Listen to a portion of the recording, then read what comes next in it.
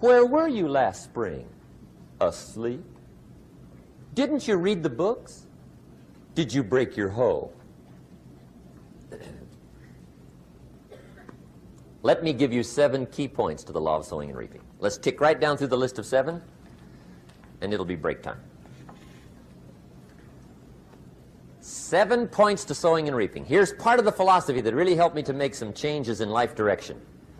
Number 1, the law of sowing and reaping is negative. That's number 1, which simply means if you sow bad, you reap bad. Now, this is kind of 3rd grade, but it doesn't hurt to go over the basics. If you plant thistle seeds, you don't get pumpkins. Honest, no use looking for pumpkins. John says, how come no pumpkins? Come on, John. The law's negative. That's how come. Now, here's number 2. The law's positive, which simply means if you sow good, you reap good. If you plant pumpkin seeds, you don't get thistles. Not from pumpkin seeds. Mother Nature won't pull tricks on you over in the corner snickering and pushing new thistles and you planting pumpkin seeds. She won't do that. You will get pumpkins from pumpkin seeds, and the reason is because the law is positive. Now, here's number 3. I got excited when I found out the full dimension of this. See, you do not reap what you sow, but rather you always reap much more than what you sow. So the 3rd key word is more. You don't get back what you put out. You get back much more than what you put out. And it works both positive and negative. On the negative side, it said, if you sow to the wind, you reap the whirlwind. So you've got to get ready for that, or you will be naive. See, anybody can, whether you will or not. See, that's the question. And here's a good question to ask. We are all buying somebody's plan. The question is, whose? Who's got you talked into doing what you're doing? Who's got you talked into your present plan? See, 10 years from now, you will surely arrive. The question is, where? But see, anybody, if you want to, can go searching for a good plan, pick it, and start working it. And sure enough, as the time passes, as it surely will 5 years from now, 10 years from now, then you'll be winding up wearing what you want to wear, driving what you want to drive, living where you want to live, become what you want to become. But now's the time to fix the next 10 years. And who can? Anybody. Here's number 6. The 6th key to sowing and reaping. This is leveling with you now, as we promised to do.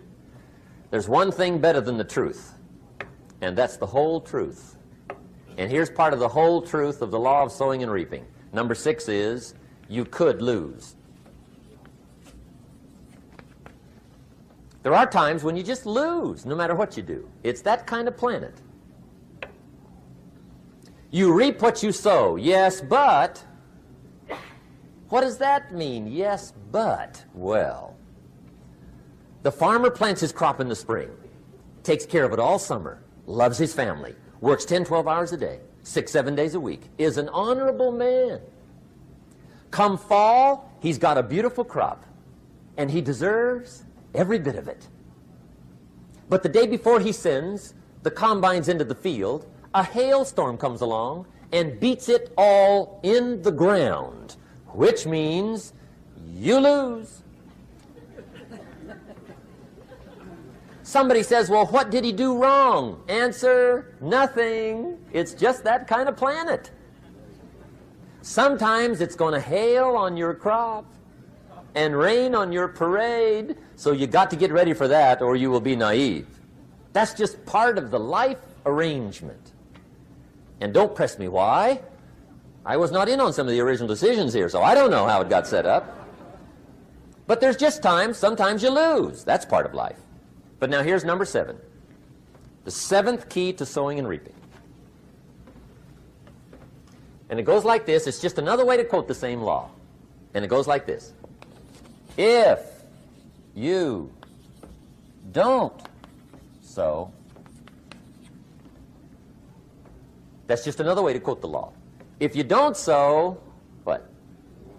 You don't reap. You don't even have a chance. So if you looked at your game plan tomorrow, you might come to the quick conclusion, I got to get some sowing going. How true. Get you some sowing going. And remember, you've got plenty of time. You've got all the time there is. Some people spend enough TV time to make a fortune. The latest article on television watching in this country, according to the latest article, the average television is on in this country in every household 7 hours a day, called the Big Seven. I asked a guy one time what his TV cost. He said about $450. I said, you forgot to look at the price tag. He said, what do you mean? I knew he was a TV watcher. I said, that television costs you, in my opinion, at least $12,000 a year. To watch it, not to own it. Owning it's cheap. Watching it is what's expensive. And I said, hey, $12,000 a year is too much to pay to watch TV. That's too much. Pay a little, but not $12,000. And he's the guy that said, I hope pay TV never comes.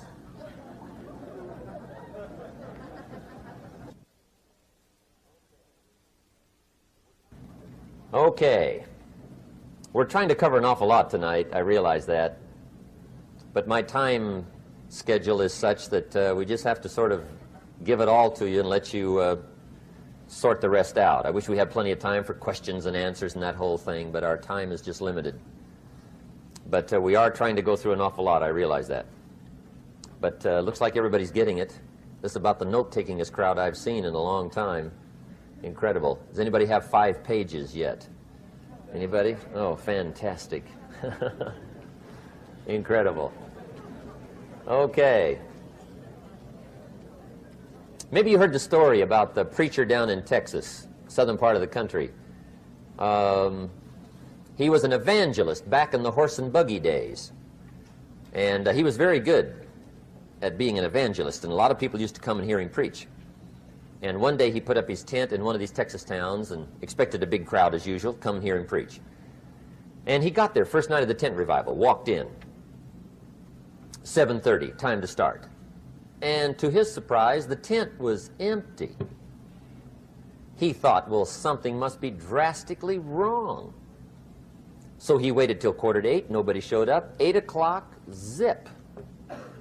Finally, 8:15, one lone cowboy wandered up on his horse, tied his horse up outside, came in, sat down on the front bench, right, waiting for something to happen. The preacher thought, well, at least I better go down and talk to the cowboy. So he walks down, talks to the cowboy, and he says, Cowboy, I'm the preacher. And he said, I don't know what to tell you. Something's gone wrong. He said, this tent was supposed to be full of people. He said, I'm embarrassed. He said, you're the only one that showed up. And he said, I really don't know what to do. And the cowboy said, well, I'm not a preacher, so I really can't tell you what to do. You know, he said, I'm just a cowboy. But he said, I know this, if I went out to feed my cattle and only one showed up, I'd at least feed it. The preacher thought, hey, the cowboy is right. If you've got a good idea to share, you should share it, if there's 1 or 1,000. So he got kind of inspired by this conversation, and he jumped up on the platform and started to preach, as if the tent was full of people, just exploded. And he went for an hour and 15 minutes, just kept rolling. Finally, he quit. And when he finished, he came down off the platform, talked to the cowboy again. Says, well, cowboy, what did you think of my sermon? And the cowboy said, well, I'm not a preacher, so I really can't tell. You know, he said, I'm just a cowboy. But he said, I know this. If I went out to feed my cattle and only one showed up, I'd feed it, but I wouldn't dump the whole load on it.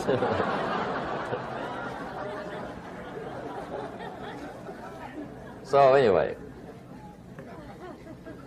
if it seems like we're dumping the whole load tonight, I guess we are. But gosh, everybody's doing well. I'm having a good time. I appreciate the response here tonight. Okay, the next subject is setting goals. Let me show you what turned my life every way but loose. Mr. Schoaf dropped this idea on me, changed me completely. Setting goals. Here's what can easily happen if you don't set goals. It's easy to let life deteriorate into making a living instead of designing a life. And we all have a choice: make a living or design a life. It's easy to get trapped by economic necessity and settle for existence rather than substance. That's easy. But the best advice I can give you on how to break out of that trap is to learn how to set goals. Mr. Schoaf put it to me this way. He said, Jim, if you had enough reasons, you could do the most incredible things. I never forgot how he put that. If you have enough reasons. See, reasons will change your whole life. Mr. Schoaf said to me, he said, Mr. Rohn, I think you've got plenty of intelligence, you've got plenty of talent, you've got plenty of ability. Probably what you lack is plenty of reasons. He said, I don't think your current bank balance is a true indication of your level of intelligence. I was happy to hear that. He said, I think you're much smarter than your present bank balance indicates. And that turned out to be true. I was much smarter. But of course my first question was, well then why isn't it bigger? And he said, you don't have enough reasons. You've got enough intelligence, but not enough reasons. So see, reasons can change your life. Here's what else I found out. Reasons come first, answers come second. You don't get the answers to do well till you get the reasons. Life has a mysterious way of hanging on to all the answers and only gives them up to the people that are inspired by reasons. So reasons make the difference in how your life works out. Now, what are some of the reasons for doing well? Let's go through a quick list called Reasons for Doing Well. First is personal reasons. Some people do well for recognition. Some people do well for respect. Some people do well for the way it makes them feel.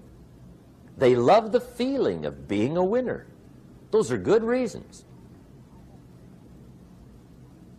I have some millionaire friends that keep working 10, 12 hours a day, making more millions. And it's not because they need the money. It's because they need the joy and the satisfaction and the pleasure that comes from being a constant winner. And see, it's not just the money anyway. It's the journey, not the money. Once in a while somebody says to me, boy, if I had $1 million, I'd never work another day in my life. That's probably why the good Lord sees to it they don't get their million, right? They'd quit. They'd quit. Okay. Next is family reasons. Some people do extremely well for other people, and that's powerful. Human beings can greatly affect each other. Sometimes we will do things for somebody else we will not do for ourselves. We're made that way. I met a man one time who said, Mr. Rohn, to do all the things I want to do with my family around the world, he said, I got to have at least $250,000 a year. I thought, incredible. Could a guy's family affect him that much? And the answer is, of course. How fortunate are the people that find themselves greatly affected by somebody for personal achievement. And we are affected. The writer of a recent song said, if not for you, the winter would hold no spring, couldn't hear a robin sing. I just wouldn't have a clue if not for you. so we can be affected. That might be one of the most stimulating reasons to do well, finding somebody. When Andrew Carnegie died, the wee little Scotsman that built the big steel industry, when he died, they opened up his desk, and in one of the desk drawers, they found a slip of paper. On that piece of paper, Mr. Carnegie had written his goal for his life, and he wrote it when he was in his 20s. And on that piece of paper, it said, I'm going to spend the first half of my life accumulating money. I'm going to spend the last half of my life giving it all away. What a goal. He got so inspired by that goal that the first half of his life, he accumulated $450 million. And the last half of his life, he gave it all away. Good question tonight. What's got you turned on? What's got you bombed out of sight to get up early and stay up late and hit it all day? Next question. What's got you turned off? When I found the answers to those two questions, my life exploded into change. I finally found out what had me turned off, and I got that cured. And then I got me a long enough list of reasons to turn me on. And once the lights went on for me, age 25, they've never gone out. I've fallen out of the sky a few times, but I've never lost that drive to make something unique out of my life. See, reasons altered my whole life. Now, there's another list of reasons called nitty-gritty. Hard little reasons. Sometimes those little reasons are the most powerful reasons that can change your life. Sometimes it doesn't take much. I now carry several $100s in my money clip. It's only a few $100s, but it was one of those reasons turned my life around. Just before I met Mr. Schoaf, I heard a knock at the door. I go to the door, and there's a little girl standing there about this tall selling Girl Scout cookies. And she gave me one of the finest sales presentations I've ever heard. Special deal, several flavors, this whole package of stuff, $2. And with a big smile, she very politely asked me to buy. And I wanted to. Big problem. I'm broke. I don't have $2. And to this day, I can remember the pain and the embarrassment. I'm a father, I'm a husband, I've been to college, I'm working, I'm 25, I don't have $2. And I didn't want to tell her that for some reason. So I did what I thought was next best. I lied to her. I said, hey, look, I've already bought lots of Girl Scout cookies. I've still got plenty stacked in the house, which was not true. But it seemed to get me off the hook for the moment. She said, well, gosh, that's wonderful. Thank you very much. And she went away. When she left, I closed the door, and that was the day I said to myself, I don't want to live like this anymore. I've had it with lying, and I've had it with being broke. I'm never going to let this happen to me ever again. I promised that day I would work as hard as possible and would always carry plenty. It took me a little while, but now I do. It was one of those reasons. And I guess I carry plenty for two reasons. One is the way it makes me feel, but also in case I bump into another Girl Scout selling cookies. Right? I'm ready.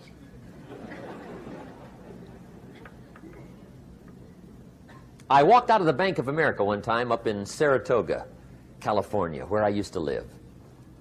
Two little girls selling candy right outside the bank. Good place. Some girls' organization they're working for, right? I come walking out of the bank. This first little girl walks up to me. She said, mister, would you like to buy some candy? I said, I probably would. What kind is it? She said, it's almond roca. I said, my gosh, that's my favorite. She said, wonderful. I said, how much is it? She said, it's just $2. I thought, incredible. I said, how many boxes of that candy have you got? She said, 5. And her little friend was standing there. She was selling candy too. I said, how many boxes have you got?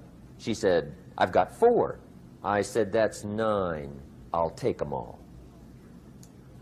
They said, really? I said, yeah, it's my favorite. I've got some friends. I'll pass them around. They got so excited, put all this candy together. I reached in my pocket, gave them the $18. When I've got the candy and they've got the money, that first little girl looks up at me. She says, Mister, you are really something. How about that?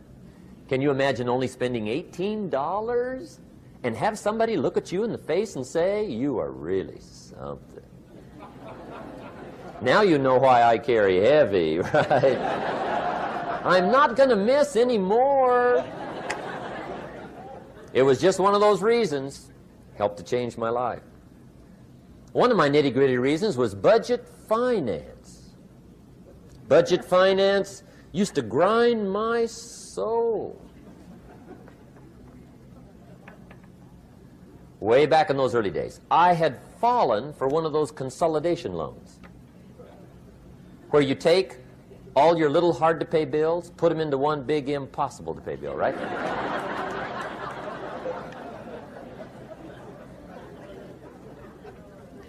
I would get 4 or 5 payments behind. This one guy used to call me day and night. I don't think they're allowed to do that anymore. Harassed me. Threatened to run me in front of the judge. Threatened to ruin my credit. Threatened to embarrass my family. One day he said, we're going to come get your car, drag it rear end up down the street in front of your neighbors. The guy even called me a flake. And back in those days, I'm broke, I'm pitiful, there's nothing I can do about it. But I never forgot how the guy treated me. And when I met Mr. Schoaf and I got my life straightened out and the money started to flow, that was one of my first projects, budget finance. I poured it on day and night. I finally put all the money together I owed him, which was considerable. I picked a day for the payoff. And when the payoff day came, I put the money in small bills in a big briefcase. And I walked into the budget finance office on Wilshire Boulevard in Los Angeles. The guy who harassed me so often, his desk was about 3 back. I walked right up to his desk, startled him. He wondered what I was doing there. It was the first time I'd been there since I'd borrowed the money, right? Without saying a word, I opened up this briefcase, dumped this pile of money all over his desk. I said, count it. It's all there. I will never be back. And I turned around and stormed out. Now, that might not be noble, but if you haven't tried it, you've got to one time.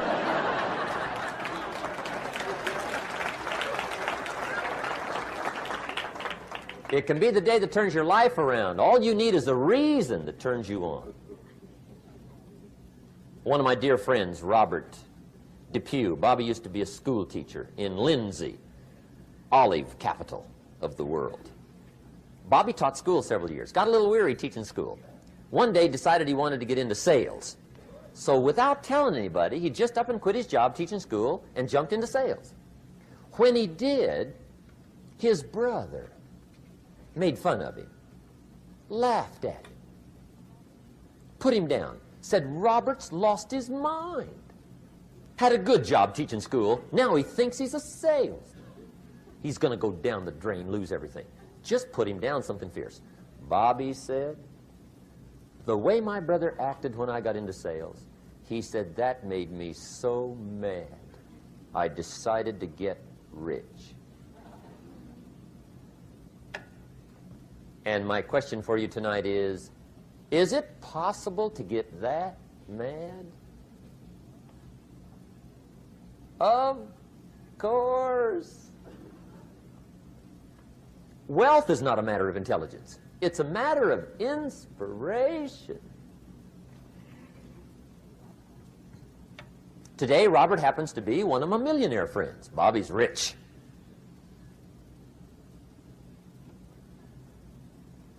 Frank Sinatra said one time, the best revenge is massive success.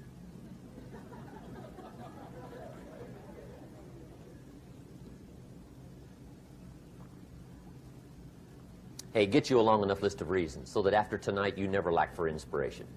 You might not have all the answers right away, but you can get the answers if you can get the reasons.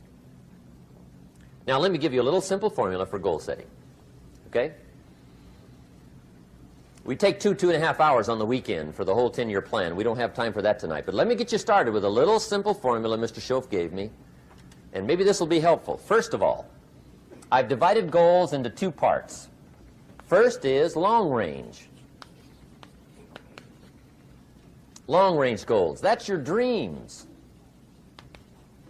Your dreams for the next 3, 5, 10, 20, 30, 40 years. Actually, the rest of your life.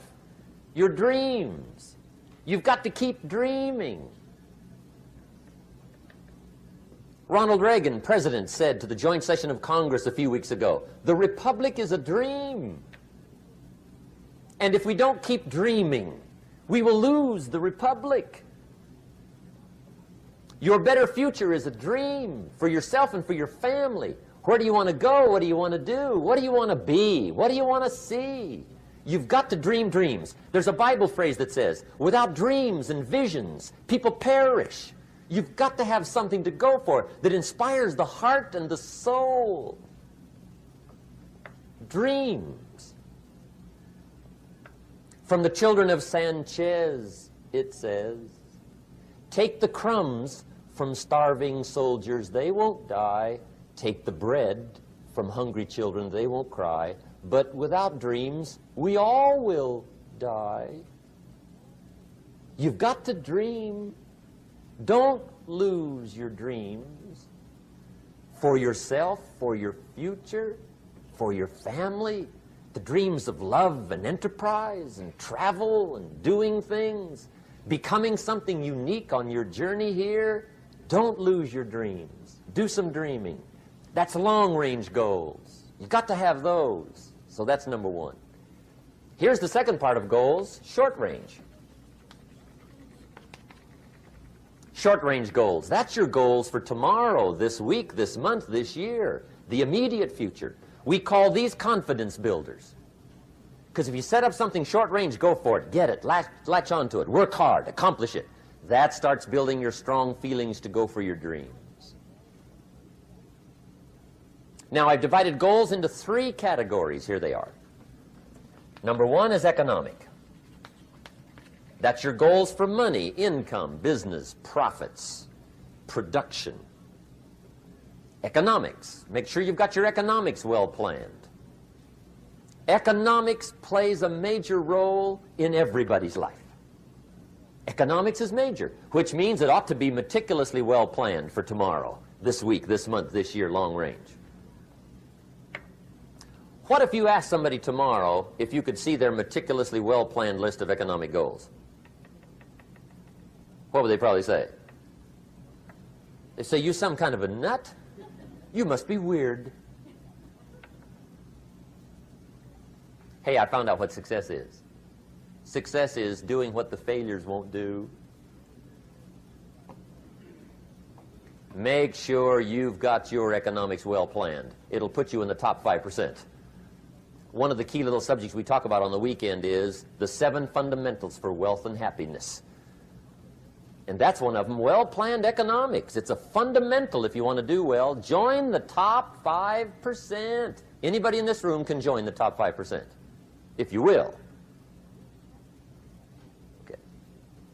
Now here's the second category of goals, things. Make a list of the things you want. And on my list of things, now I put everything. Little things as well as major things. Doesn't matter how small it is, it goes on my list. I used to just put major things, cars, homes. I don't do that anymore. I now load my list with everything. Everything. And the reason is, part of the fun of having a list is checking it off. That's it. Boy, at the end of the day, if you can go, got it, got it, got it, got it, got it, got it, whatever it is, right? You get into the habit. So load up your list, the things you want. Now, when you check off something major, celebrate.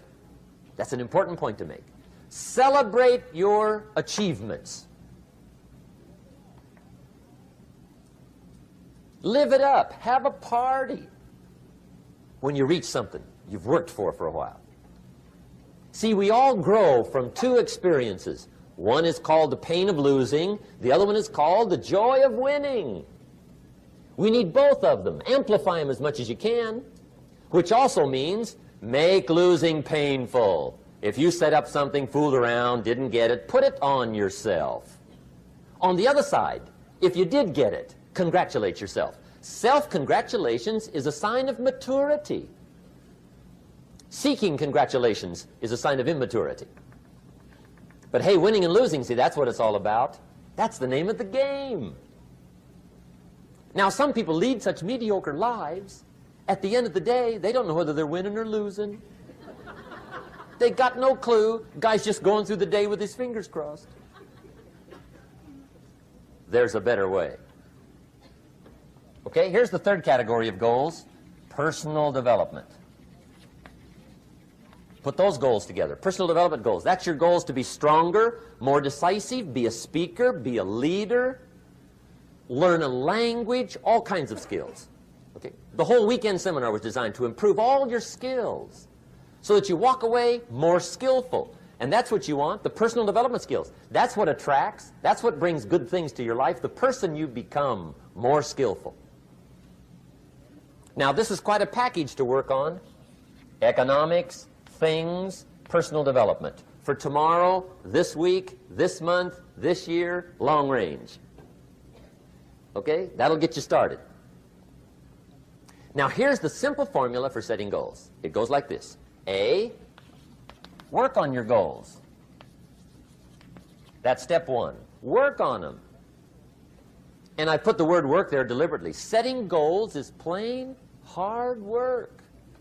I don't want to kid you. We haven't come here tonight to kid each other. It's work. I know it's work. That's why a lot of people just let it slide. It's work. Many people work hard on their job, but they don't work hard on their future. They just let that slide. And the work involved is making plans. I know most people don't. I understand that, but don't let that be you. Guy says, well, yeah, you work where I work, but the time you struggle home, it's late. You got to eat a bite of supper, watch a little TV, get to bed. You can't sit up half the night. Plan, plan, plan. And the guy's behind. Good worker, hard worker, sincere. But you got to be better than sincere, working hard. You got to be better than a good worker. You got to be a good planner. Somebody once wisely said, the people who fail to plan are planning to fail. Well said. So work on your goals. Here's step two. Write your goals down. That's so important. I teach my staff around the world, put your goals in your journal. Because one of the major people you want to study is yourself. Say, here's the list of goals I put together 3 weeks ago. Here's the list of goals I put together 2 years ago. Here's some of the changes I made, rearrangement of my priorities. I scratched these off. I put these on. I've gotten these. Study your accomplishments. Study what your desires are. Put them on paper. Write them down. Here's another reason for writing your goals down. It shows you're serious about doing better. And to do better, you got to get serious. You don't have to be grim, but you must be serious. Everybody hopes things will get better. Everybody hopes. Poor people hope. That ought to tell you something. It means the future does not get better by hope. It gets better by plan. I used to have the affliction called passive hope. It's an affliction. It's bad. Probably what's even worse than that is happy hope. Now that is really bad. That's bad. Happy hope. The guy's 50 and he's broke and he's still smiling. See, that's not good. So get serious about your goals. Put them on paper. Write them down. There's all kinds. His goals, her goals, their goals. Business goals, financial independence goals, family goals. I mean, there's so many things to work on this that if you don't get busy and work on it, sure enough, the time will pass. And sure enough, 5 years from now, you'll wind up where you don't want to be, wearing what you don't want to wear, driving what you don't want to drive, being what you don't want to be. Now's the time to fix it. Now, here's the third step to your goals. Check the size of your goals and the kinds of goals. How big they are, what kind they are, affects you. And here's one of the important phrases of the evening. Your goals are affecting you, whatever they are. Your goals affect your handshake. Your goals affect your attitude, personality. Your goals affect the way you walk, the way you talk, the way you dress. All day long, we're being affected by our goals. Now, some people have goals, but they have such lousy goals. The effect is bad. I asked a guy one time, what are your goals for this month? The guy said, look, if I could just scrape up enough money to pay these lousy bills. That was his goal. I'm not saying it isn't a goal. It's a goal, but it's such a lousy goal, the effect is bad. You don't jump out of bed on Monday morning and say, oh boy, another chance to go out and scrape up the money to pay my lousy bills. See, you don't do that. Usually you say, oh, not another Monday.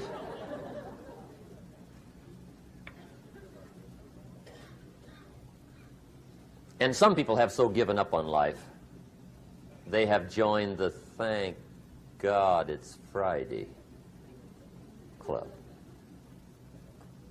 How sad.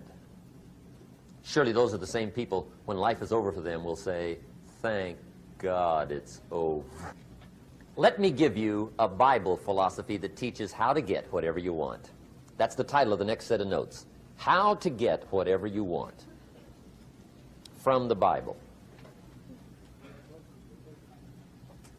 Now again, I'm an amateur when it comes to the Bible. I'm not a pro. But this I can quote, and I think that'll be sufficient. How to get whatever you want. Here's what it says if you're ready. It says, ask,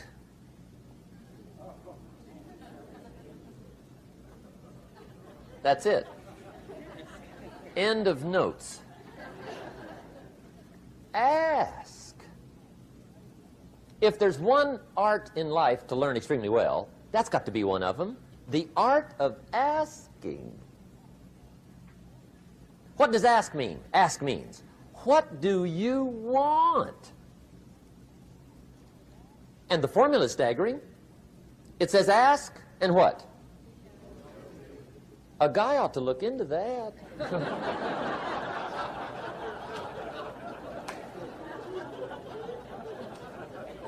He says, yeah, but you work where I work. By the time you struggle home, it's late.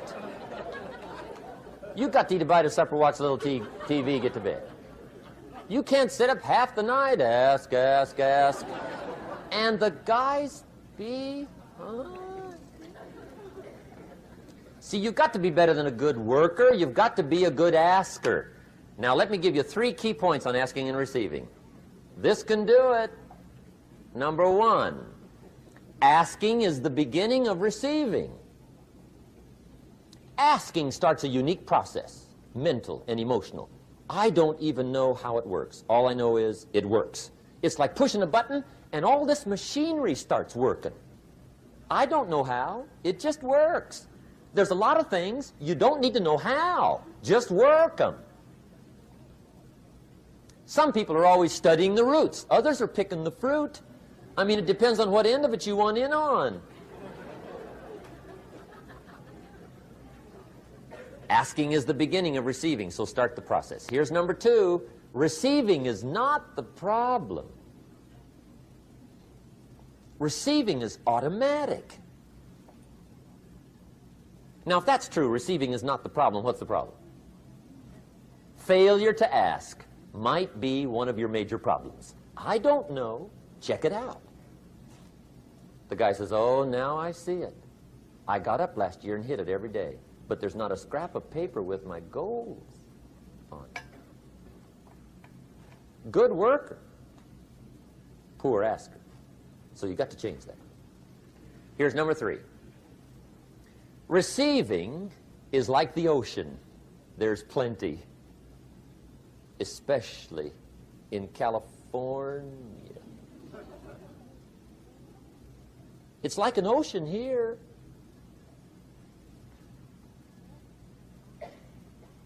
Success is not in short supply.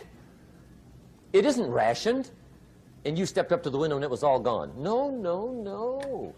It's like an ocean here. Now, if that's true, what's the problem? Well, some people go to the ocean with a teaspoon. Have you got the picture? See, what you want to do in view of the size of the ocean is trade your teaspoon for at least a bucket, and you'll look better down at the ocean.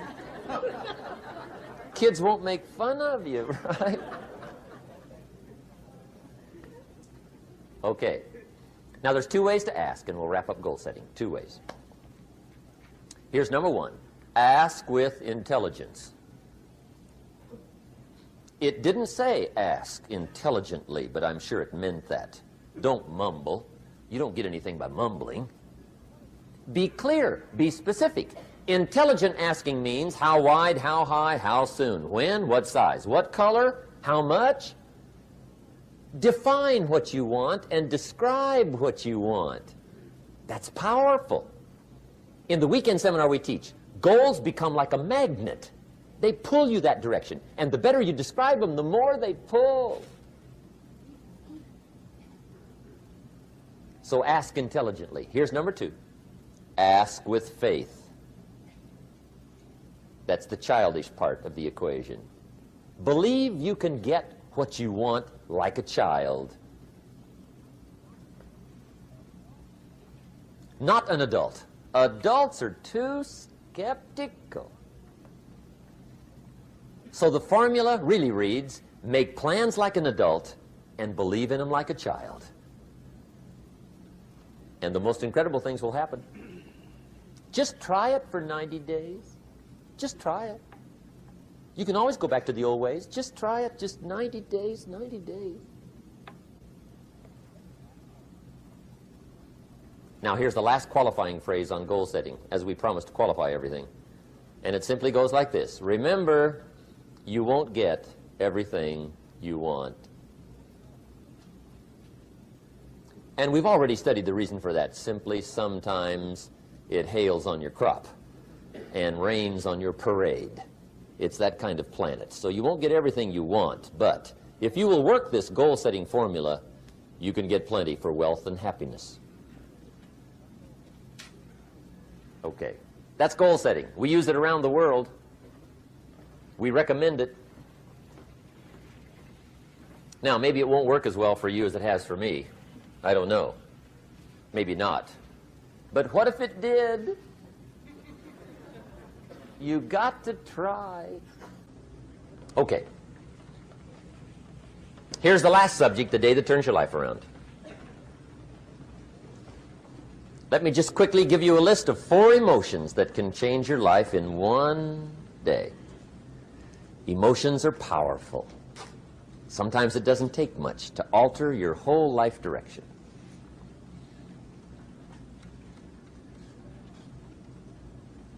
Okay, here they are. Number one, disgust. Powerful emotion. Disgust says, I have had it. See, that could be the day. The day you can say, I've had it. And whether you've had it with something small or something major, the day you can say, I've had it, may not be the day it ends, but the day it begins. That's what I said when that little Girl Scout left my door when I'm 25. I give her the big lie, she leaves, I say, I don't want to live like this anymore. I've had it with lying and being broke. Powerful day. The man's finally had it with mediocrity. He's had it with being a loser. He's finally had it with those awful sick feelings inside, knowing his wife is at the grocery store looking at 2 cans of beans, one marked 37 cents, one marked 39 cents. And the guy sick inside knows his wife's going to buy the 37-cent can, and she doesn't even like the brand. Do you know why she's going to buy the 37-cent can? To save 2 cents. The guy sick inside finally says, I've had it. Being on my knees in the dust looking for pennies, we're not living like this anymore.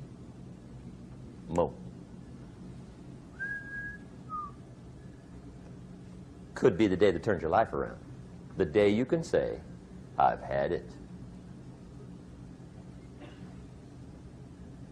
He walks into his closet and rips everything in it to shreds and says, I've worn this embarrassing stuff for the last time. And not only will I never wear it again, no one else will ever wear it again.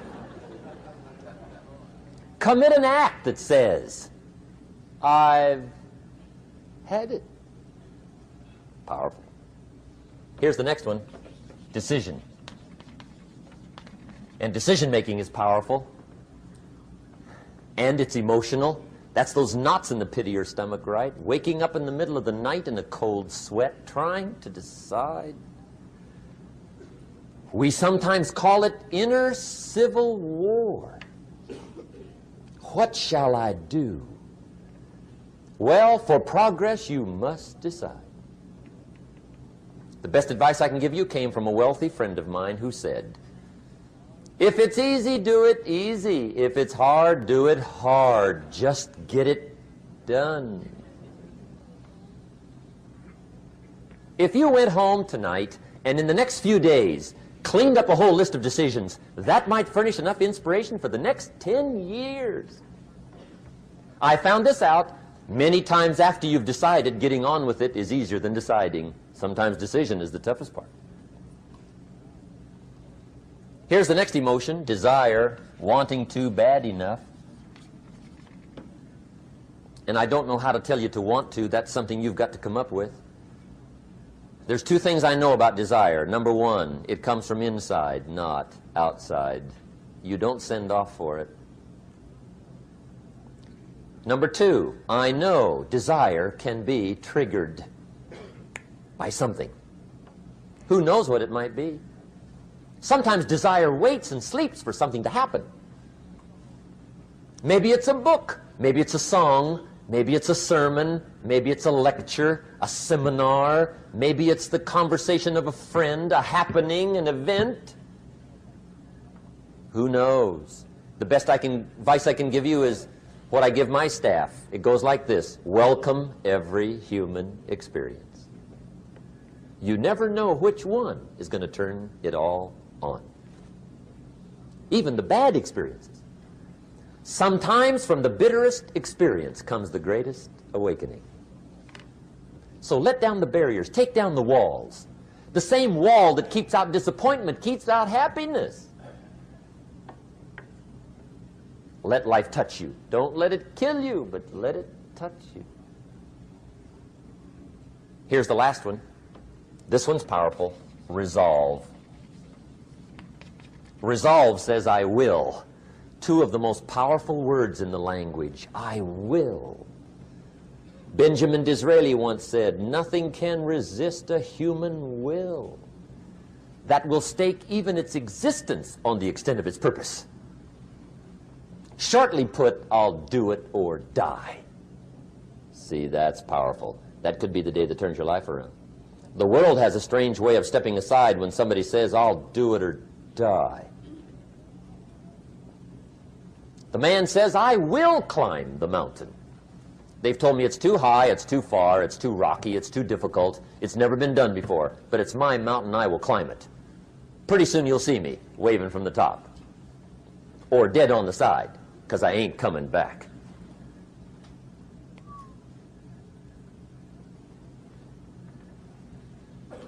The best definition I ever got from the word resolve came from a little junior high girl in Foster City, California, up north. I'm talking to the junior high kids one day. I love to ask kids definitions. They come up with beauties. I got to the word resolve and I asked, "Who can tell me what resolve means?" And I got several hands, and they were all pretty good, but the last one was the best. Little girl, about 3 rows back, held up her hand. She said, Mr. Rohn, I think I know what resolve means." I said, "Darling, what do you think it means?" She said, "I think it means promising yourself you will never give up." I said, "That's it. Webster, stand aside. That is the definition. Promise yourself you will never give up." I asked the kids, how long should a baby try to learn how to walk? How long? How long would you give your average baby before you shut him off? How long? See, any mother in the world would say, "You're crazy. My baby's going to keep trying until it learns how to walk." What a magic formula. Now let me show you what triggers all emotions into activity that brings results. And results is the name of the game. Here it is. Action. Finally, you must do something about how you feel. Jesus, the master teacher, said, "Don't just be listeners, be doers." The world admires the doers. Whatever it takes to get you to try harder, read more, set your goals, and go for it. Here's the next attitude disease. Overcaution. Some people never will have much. They're too cautious. Now, you can also be too reckless, but you can also be too cautious. This is called the timid approach to life. And my caution was always the risk. Risk used to drive me right up the wall. I used to say, what if this happens? It's called the language of the poor. What if this happens? And on top of that, if this was to happen, look at the fix I'd be in. I better not try. I could always ace myself out. Then I'll tell you what changed my whole life when I finally discovered it's all risky. The minute you were born, it got risky. If you think trying is risky, wait till they hand you the bill for not trying. If you think investing is risky, wait till you get the tab for not investing. See, it's all risky. Getting married is risky. Having children is risky. Going into business is risky. Investing your money is risky. It's all risky. I'll tell you how risky life is. You're not going to get out alive. That's risky. The Englishman says, well, if that's the way it's going to work out, let's give it a go. Right, that's what it's for. Give it a go. Somebody says, yeah, but I'm looking for safety and security. Fine, then huddle in a corner. We'll cover you with a sheet, bring you 3 meals a day. And we'll protect you, feed you, look after you, care for you. We won't let anything happen to you. And you'll probably live to be 100. The guy said, well, yeah, I'd live to be 100. But what a way to live. Right. What a way to live, safe and secure. Don't ask for security. Ask for adventure. Better to live 30 years full of adventure than 100 years safe in the corner. And see, it's not important how long you live. What's important is how you live. Here's the next attitude disease. We're almost through with this motley list. In fact, we're almost through. Hang on. The next one is pessimism. Pessimism, the deadly disease of always looking on the bad side, the problem side, the difficult side, checking all the reasons why it can't be done. The poor pessimist leads an ugly life. He doesn't try to figure out what's right. He tries to figure out what's wrong. He doesn't look for virtue. He looks for faults. And when he finds them, he's delighted. How ugly.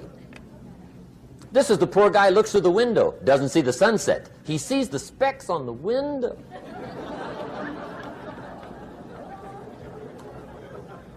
And this is the poor guy, right, who rushes up, takes such leave of his senses. This guy rushes up and he says, I've got 5 good reasons why it won't work. He's so dumb he doesn't know all he needs 1. He's got 5.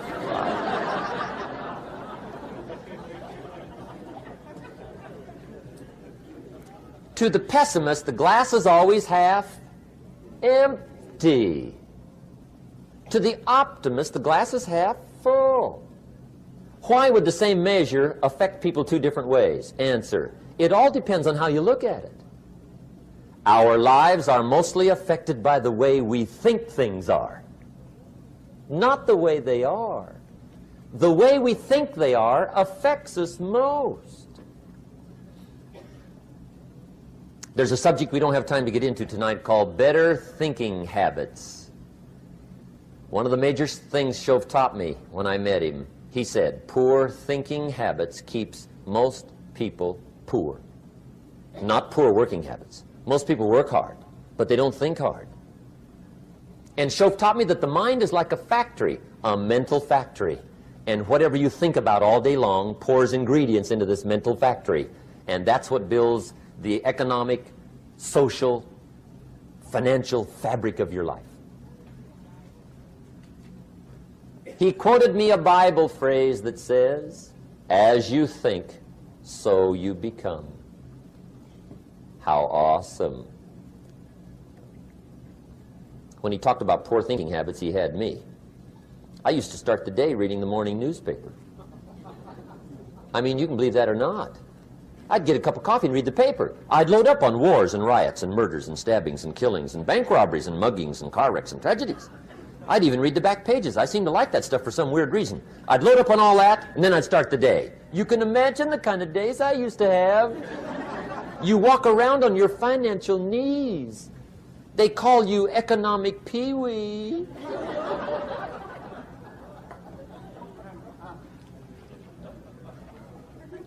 The guy says, I want to be a great leader.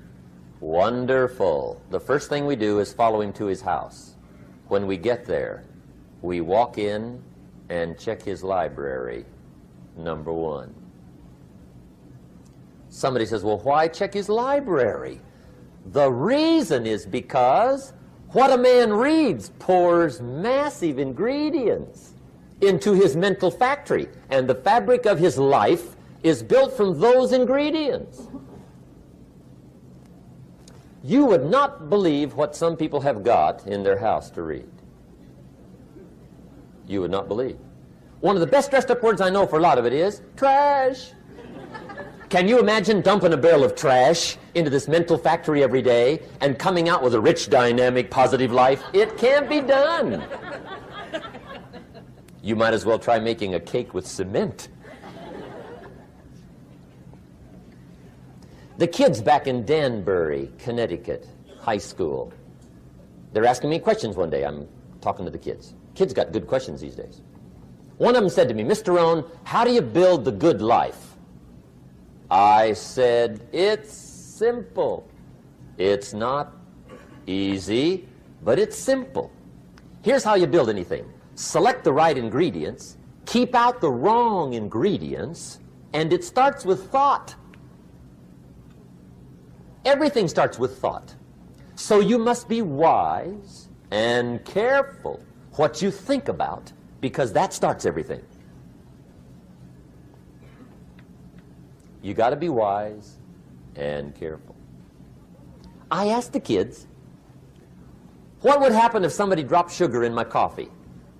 They said, well, you'd be okay. I said, what if somebody dropped strychnine in my coffee? They said, well, you'd be dead. I said, correct. Lesson 1. Life is both sugar and strychnine. You gotta be careful. I said, what if my worst enemy drops in the sugar? They said, will you be okay? I said, what if my best friend, even by accident, drops in the strychnine? They said, well, you'd be dead. I said, correct. Lesson 2, watch your coffee.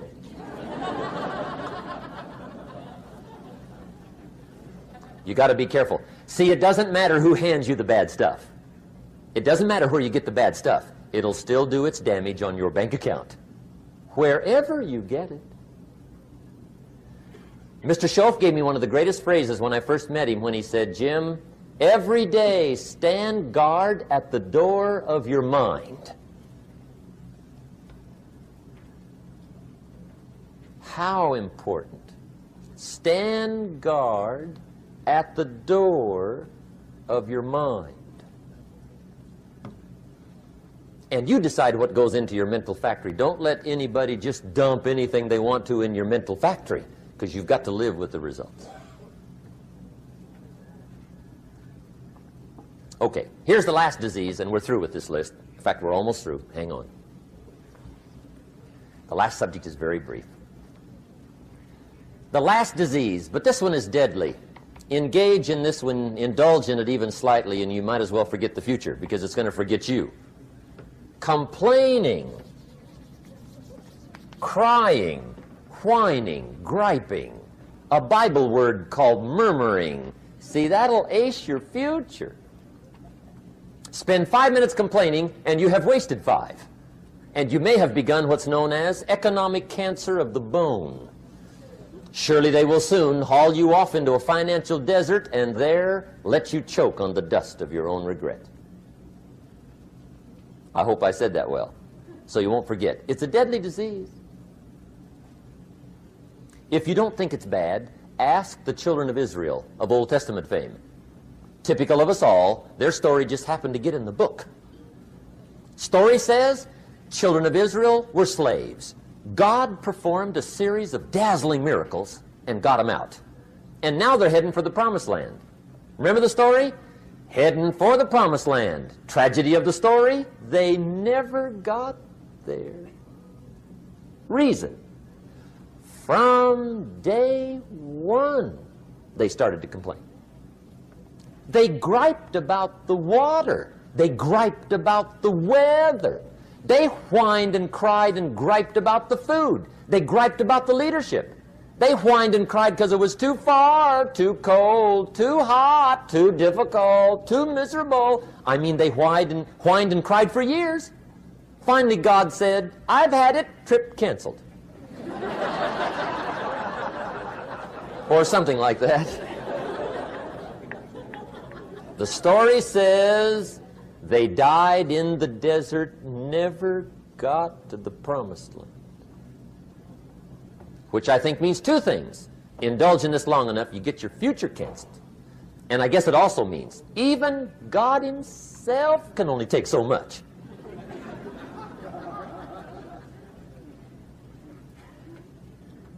Okay. Just be on the lookout of the things that can destroy all the good you start. The war is on. And this evening, tomorrow, mentally, personally, socially, economically, you got to make sure you're winning the war. And this is part of it.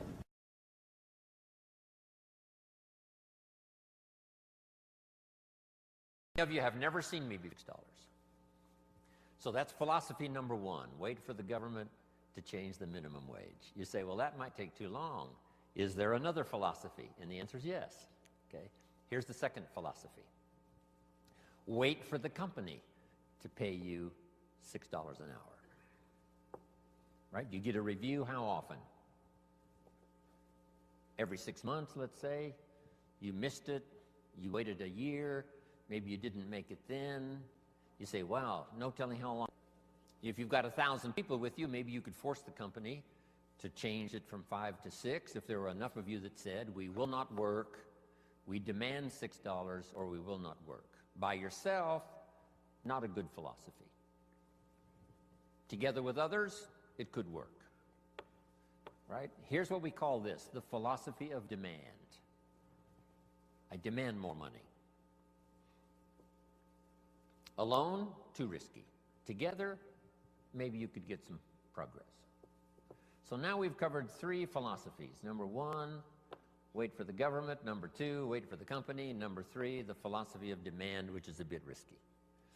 Here's the problem with the philosophy of demand. You can't get rich. If people only understood, starting at the lower end of the economic scale, that you cannot get rich by demand. Okay. Now someone says, well, in America, how could you become wealthy? And the answer is to develop a new philosophy. And let me give you that. It might be the best I've got for the whole day. It's called the philosophy of performance. The philosophy of performance. I will perform so well, it would be embarrassing for the company not to pay me $6. Then I would perform so well, it would be embarrassing for the company not to pay me $8 an hour, $10 an hour, $20 an hour. So now we've got several philosophies going, and if you want to change your economic future, it starts with your personal philosophy. Okay. Now, here's what's interesting in America. I'm sure all of us can think of someone who makes $5 an hour getting started. Can anybody in the audience think of someone who makes $50 an hour? Do you happen to know anyone that makes $50 an hour? Anybody know somebody that makes about that much money? So jot this down now, because you've got to teach it to the children, because they're not teaching this in the ordinary schools. It's possible in America to multiply your income by 10. If you take nothing else home economically to pass on to your children or to someone else, just take that phrase home. Jim Rohn taught us it's possible in America to multiply your income by 10. It's possible. If kids knew it was possible, do you think they would ask, how can you do that? If they knew it was possible, wouldn't the next question would be, how could I do it? If it's possible, how can I do it?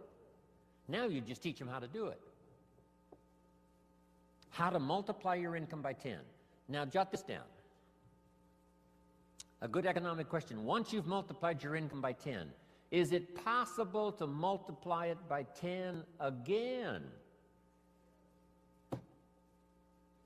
Not only to multiply it by 10, but to multiply your income by 10 again. Do you know anybody that makes $500 an hour? Can you think of someone? Makes $500 an hour? Right. My Beverly Hills lawyer makes more than $500 an hour.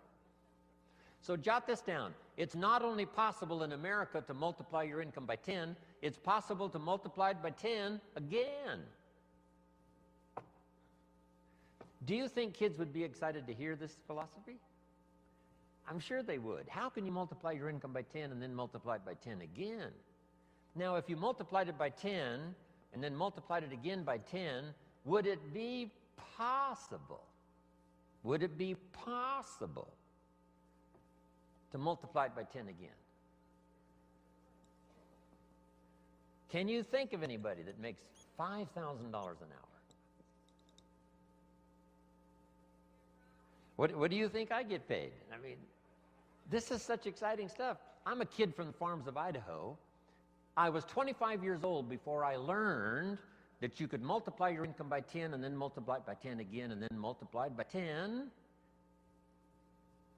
again. This is mind-boggling stuff. $5,000 an hour. Now, would it be possible? Would it be possible to multiply it by 10 again? $50,000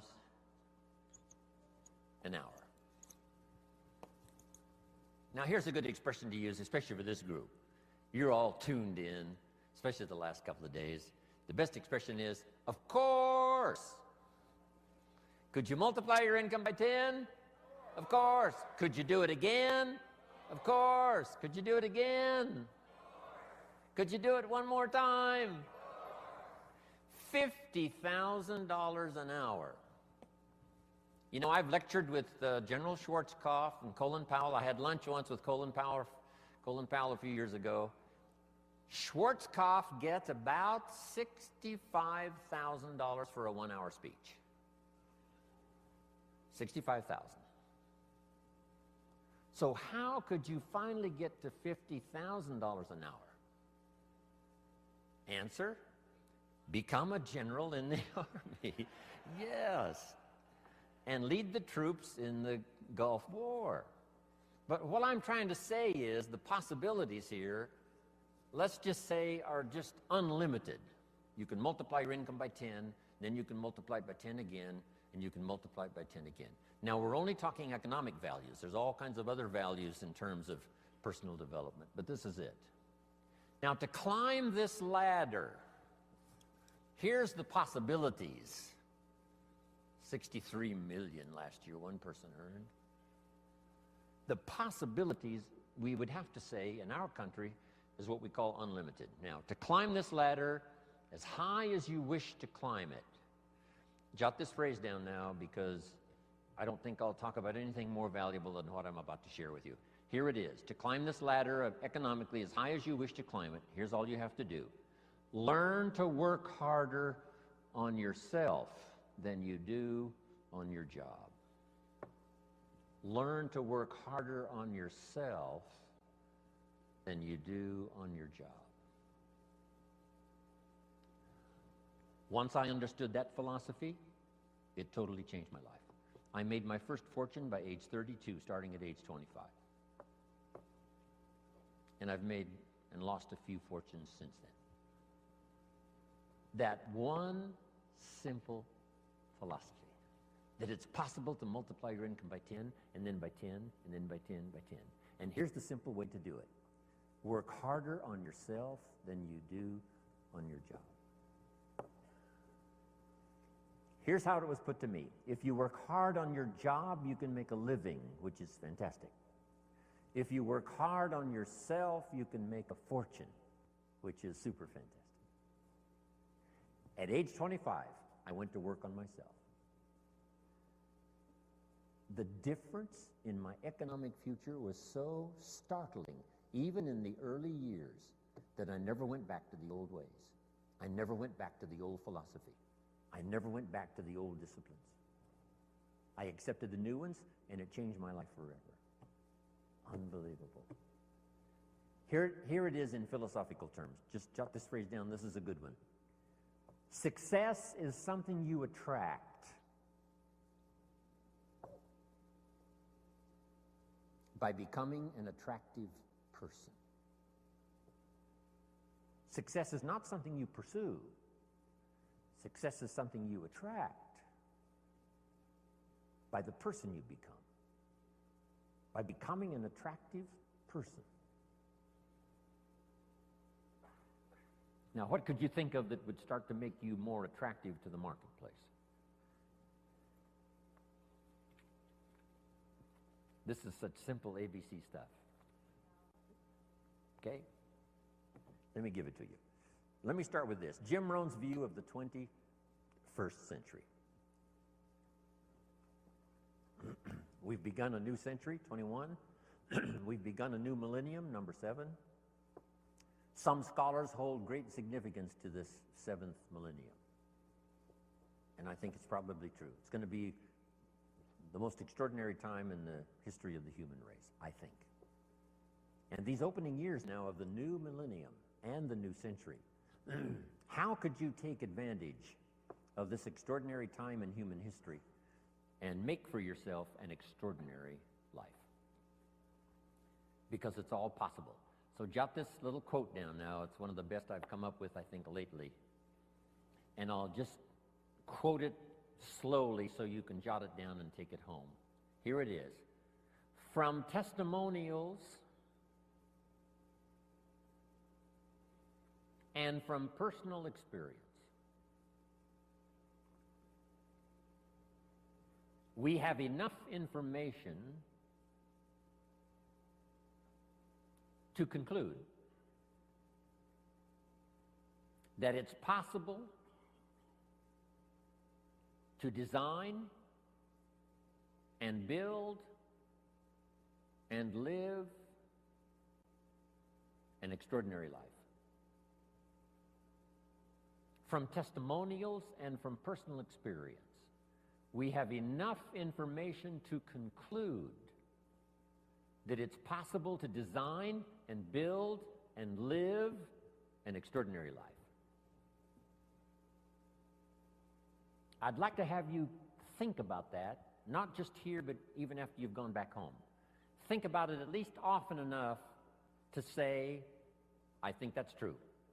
From testimonials and from personal experience, we have enough information to conclude that it's possible, it's not a guarantee, but it's possible to design and build and live an extraordinary life. Now, if you believe that and accept it, you just simply use that as a foundation, as the fundamentals. So now jot this down. Jim Rohn's view of the 21st century. Number one, unprecedented opportunity. Unprecedented opportunity. These are probably going to be the most extraordinary times in the history of the human race, 6,000 years of recorded history. We got through the last millennium.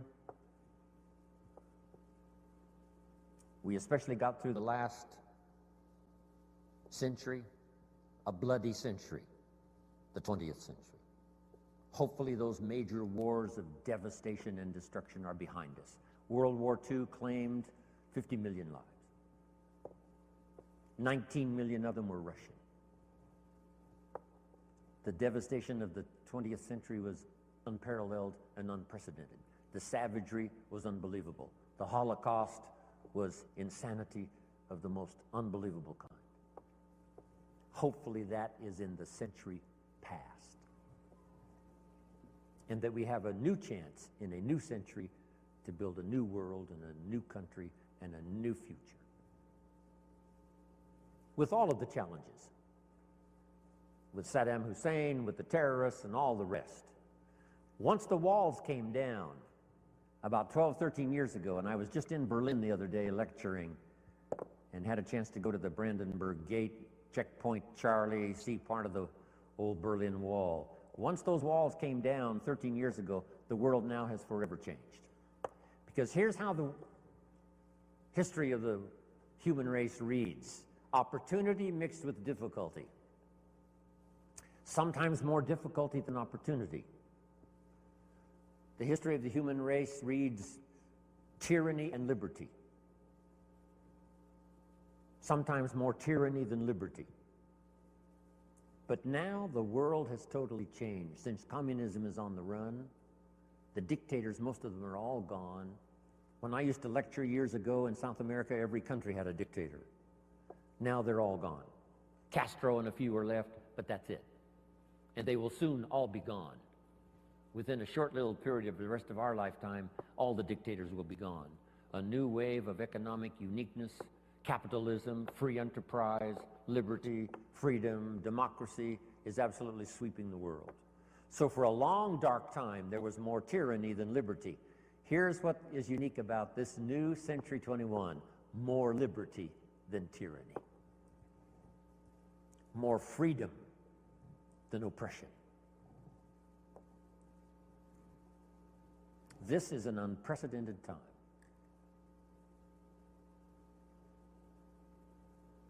Unbelievable opportunity. We have the technology to accomplish the most incredible things. We pick up a telephone now and talk to somebody on the other side of the world with ease. It's incredible. We fly, we've got transportation. I get on an airplane, 13 hours later I'm in Hong Kong. 5 meals, 3 movies, and you're there. I mean, it's unbelievable. I leave at 7:30 this evening, to fly all night to Orlando to speak to another group tomorrow in Orlando. It's amazing. With the jets, you can cover the world. I fly the Concorde, 3 hours London, New York. If you fly the Concorde, you can see 2 sunsets in one day. If you're in London when the sun goes down, you fly the Concorde to New York, you watch the sun go down for the second time. I told the group at our little breakfast meeting this morning, if you fly the Concorde due west, the sun comes up in the west. If you haven't tried that, you must try it. On the Concorde, you meet unique people. I met Henry Kissinger on the Concorde. Henry said, I had breakfast in Paris, I'm having lunch here in London, I'm having dinner tonight in New York. If you fly the Concorde. Before his accident, I met Christopher Reeves a couple of times on the Concorde. Said to my business partner, we're going to be okay, Superman's on this plane.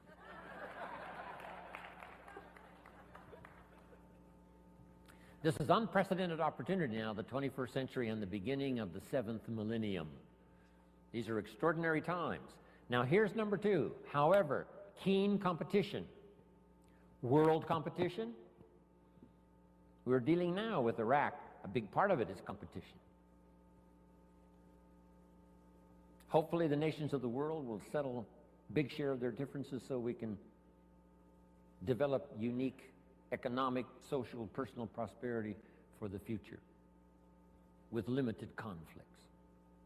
No more horrors, no more holocausts, hopefully. But with the human race, you always have to keep your fingers crossed. Who knows? But I think it's going to be a time of unprecedented opportunity, but unique competition. Now, to take advantage of the 21st century and this opening of the new millennium, how could you use the opportunity? Mind. Now that you've arrived, told me your story, I'm beginning to see the light. Words. The old prophet said this, words are like a lamp for your feet, so you can see where to walk. And words are like a light for your pathway, so you can see where to go. With words, you can show somebody where to step and where to go. Wow. I said a little prayer before I left my hotel room this morning and asked God to give me a little stronger gift of words today so that my words might have meaning. Maybe I've caught you at just the right time. Maybe this is the moment for you. And if I can say something uniquely enough, using the English language best as I can, words are sometimes clumsy when you try to express what's going on in your head, let alone your heart. But if I can do as good a job as I possibly can in the session we've got this morning and then again this afternoon, by the time I'm finished, maybe my words will help turn on another light for you. And you'll be able to see the possibilities better than you've ever seen it before. You'll be able to see yourself more successful than you've ever envisioned it before. If I can wisely say good words. Now I've put communication in 3 parts because all 3 of these parts now help me make more fortunes. Here's the first one. It's called training. Training is simply showing somebody how to do the business, how to do the job. If you get good at that, the pay is incredible, whether it's your own enterprise or whether you work for someone else. Training pays big money. Here's the next one, teaching. And I've divided the 2 just to make the point. Teaching is more teaching life skills. Teach somebody how to set goals. Gary mentioned, right, making the list and checking them off. Today he gets to check one off. Jim Rohn arrives in San Jose, Santa Clara. I'm so excited about that. Teaching leadership, teaching management, teaching how to become powerful, gifted, influential. Teaching father skills, mother skills. I've now, the last 15 years, learned grandfather skills. I set a goal when I became a grandfather to be one of the best grandfathers any grandchildren ever had in the whole wide world. I practice it. I think about it. how to use my newfound life as a grandfather and learn every skill possible to dazzle my grandchildren. I'm one of the best.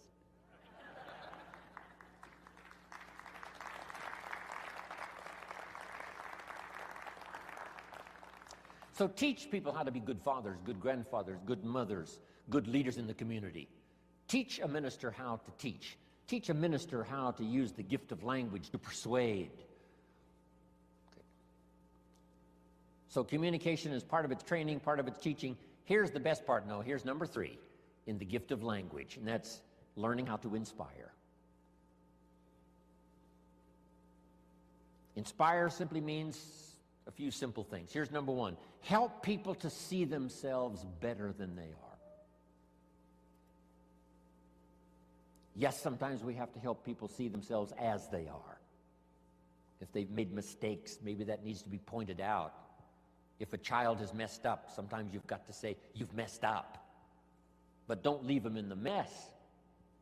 Now transport them into the future with the gift of your language and inspire them with the person they can become by using the mistakes of the past to develop new disciplines for the future. A teacher I met when I was 25 years old had this unusual gift. He said, Mr. Rohn, if you keep learning as you're learning now, one of these days you'll walk into a room full of people and you'll hear someone say, there's the man. That's the man. That's the famous man. I thought, well, that could never happen for me. Sure enough, it did. He said, it will happen. And I think when I walked in here this morning, I heard someone say, that's him. That's the man. That's the famous man.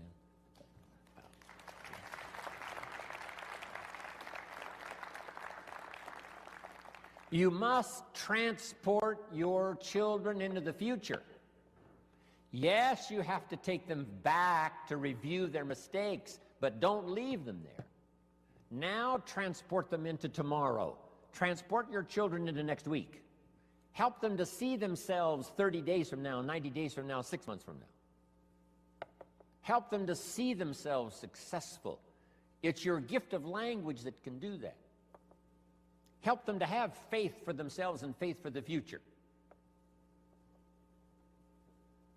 The sacred writing says this: faith comes by hearing words, good words. Somebody who well chooses their words and delivers them with uniqueness can inspire faith for somebody to believe the most impossible things can be possible. And that excitement of possibilities comes from hearing or reading unique words. One of the best phrases I could give you for the day, here it is: don't be lazy in language. Don't be lazy in language, because the gift of language can create a career. It can help somebody see the way into the future. It can help somebody change from who they are to who they would like to be. It will help you to see the gift of your own intellect. There's an innate vocabulary in all of us that helps us to see, helps us to translate what's going on in the world, what's happening, so that we can make good decisions instead of poor ones. We can make less mistakes this year than we made last year. One of the major things to pray for is to be gifted in language, because it can have such a dynamic effect on your children. It can have such a dynamic effect on your business. It can have such a dynamic effect on your customers. It can have such a dynamic effect on your business partners, that not to continually get better and better at the gift of language would be a great mistake. Let it open doors nothing else will open, the gift of your language. Let it help people to see possibilities that they cannot see now. And you join in those possibilities and make another fortune and another fortune, all the way up the ladder as far as you wish to go. I don't know how high you need to go.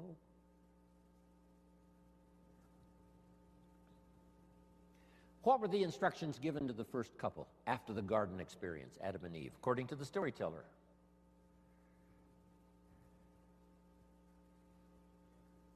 We've got some Bible scholars here, I know. Instructions given to Adam and Eve after the garden experience. Here they are. Number 1, multiply. It's a lonely place with just two people. Multiply.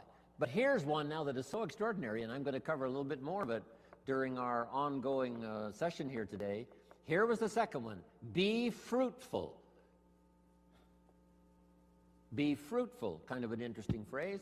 When I lecture in other countries, sometimes it's difficult to find the right translation for be fruitful.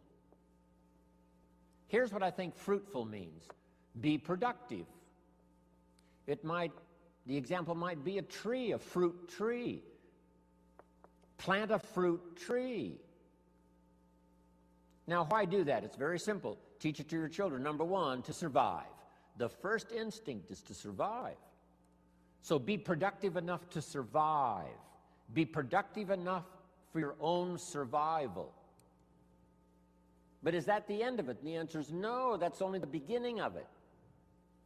To produce enough for yourself is only the beginning. What's the rest? Here's number two. Get married. Now you've got to think of ways to produce more than you need for yourself.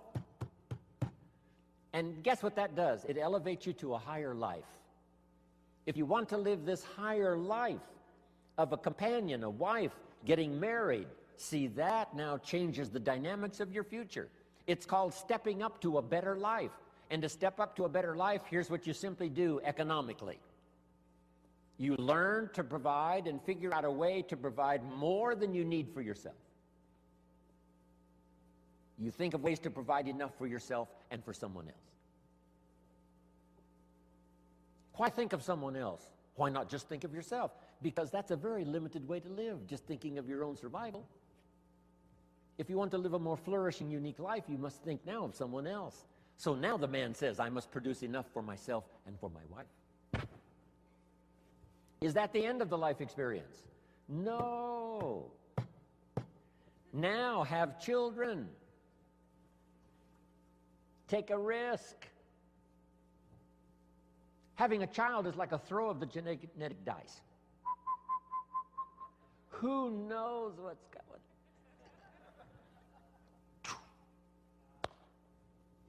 See what happens. But now a man who now wants the experience of having children must now think of ways to produce enough for himself and for his family. Someone says, why do that? Why not just take care of yourself? Because that's such a beginning way to live. Survival is okay, but it's not the good life. Now take it a step further. Jot this one down. A man now figures out, because he's learned now, he's experienced, and he understands what life is all about. Now he figures out how to produce more than he needs for himself and for his family. Just jot the word down, more. Keep thinking more. How could I produce more than I need for myself and for my family? Someone says, why do that? And the answer is to live a higher life, because now you can be generous. Now you can support worthy projects. Is that it? No. Here's the next one. To produce much more than you need for yourself and for your family. Someone says, why do that? And the answer is to live this higher life.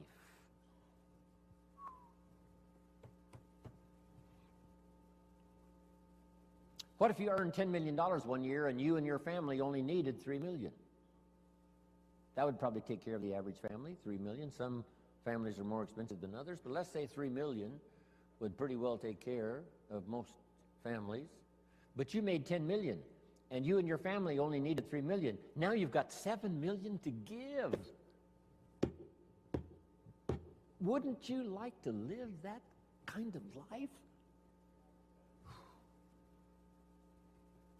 Someone says, why do that?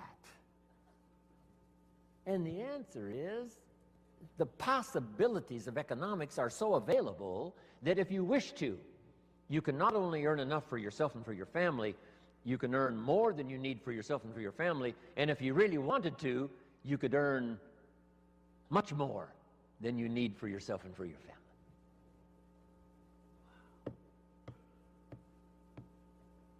Is that it? Let's take it one step further. Just jot this phrase down. Figure out a way to earn far more than you need for yourself and for your family.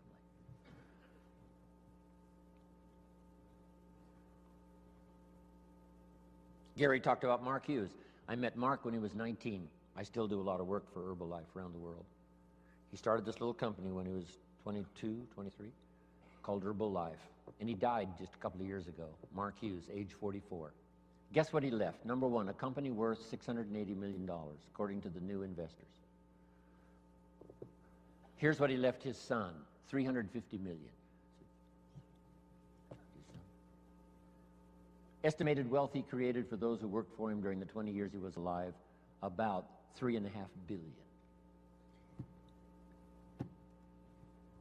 Imagine having the zest and having the wish and having the desire to create billions in wealth, not just for yourself, but for others. 350 million, nice little nest egg for your son. Somebody says, why do that?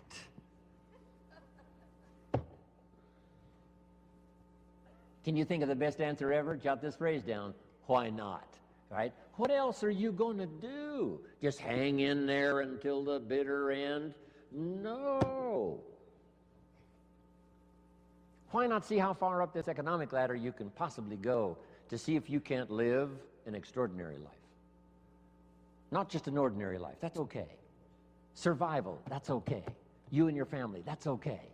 But if you could think larger than that, so that you really go to work on seeing who you could become in terms of influence, in terms of productivity, in terms of living the little phrase I give you called an extraordinary life. Ordinary would be okay. Extraordinary would be the best. Isn't this good stuff? Couldn't wait to get here and tell you about it.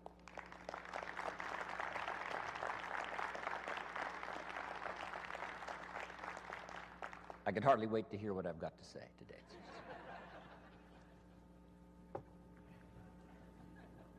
Okay, so number one, to take advantage of the 21st century, make sure I'm on track here. To take advantage of the 21st century, learn multiple skills. Let me give you one more now. It would be useful to know more than one language. When I travel the world, I have to have translators. The only way I can speak to someone in Japan, or speak to someone in South Africa, or speak to someone in Israel, or speak to someone in Europe, most of the time, I have to have someone translate for me. Somebody has to know more than one language to translate for me. And their gift of knowing more than one language makes them uniquely valuable. So that would be another wise idea. Learn more than one language. And number two, learn more than one skill. Number two, learn more than one language. When I was growing up, my father spoke German. He was German, but he never taught me German. I could have learned it. My mother was English, but she spoke French, but she never taught me the French. When I was growing up, they said, you know, leave the old world languages behind. This is America now, English, English, English. Now we know much better. My parents, I could have learned 3 languages as easy as one growing up. So, if you think the time has passed for you to learn that second, third language, make this note now. It's one of the best for the day. Give it as a gift to your children. Encourage them to learn the second, third language, as many as they can learn. I asked a teacher one time, how many languages can a child learn? And she said, as many as you will teach them. They don't lack curiosity. They don't lack capacity. They only lack a teacher. Don't let your child develop 10% of what they're capable of. Don't let them develop 15% of what they're capable of. Give them the opportunity to learn as much percentage as possible of what they're capable of. And for yourself. So, multiple skills, multiple languages. Now, what's the rest? Taking advantage of the 21st century. Jot these notes down. Have you got this? So why don't we erase it if you haven't got it?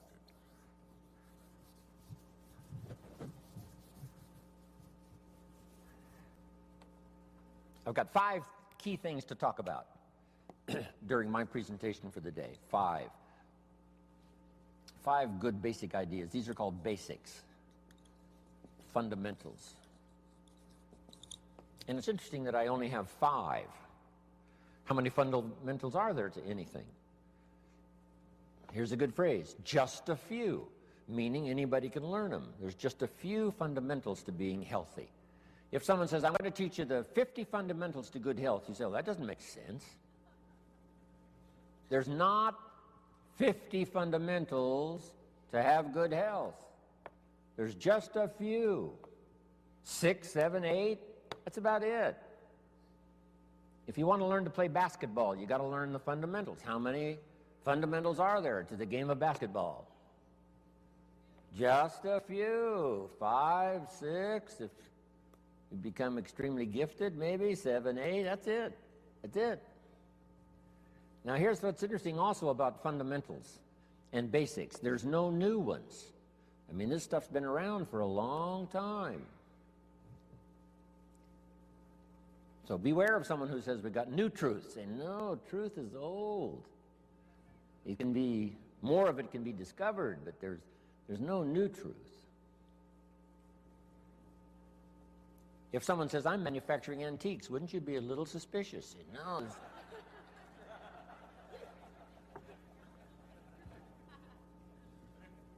So, skills and fundamentals are like antiques. They've been around forever. The law of averages I teach in one of my seminars. The law of averages. Here's what it says. If you do something often enough, you'll soon have a ratio of results. If you do something often enough, you'll soon have a ratio of results. If at first you talk to 10 people, get 1 to say yes. That means you're getting 1 out of 10. Talk to 10 more, get another one. Talk to 10 more, get another one. Talk to 10 more, get 2 instead of 1. Why is that? You're getting better. The law of averages works for anyone. One we've learned for a long time. Here it is. It doesn't ever change. Whether it's a church or a business, 20% of the people do 80%, 80% do 20%.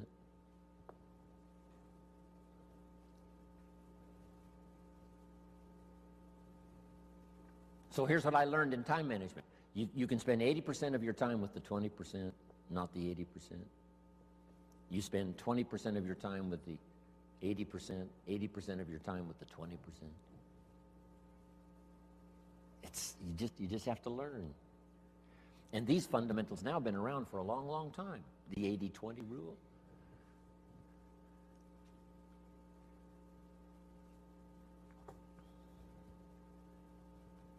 We bring products, tapes, books, videos, right? Things to buy for your ongoing education. We bring books and tapes and CDs, and we bring all that stuff for how many people? You say, well, you'd bring enough for 100% of the people. No. No. No. 20%. You bring all the stuff for the 20%, not the 80. Isn't that fascinating? 20%.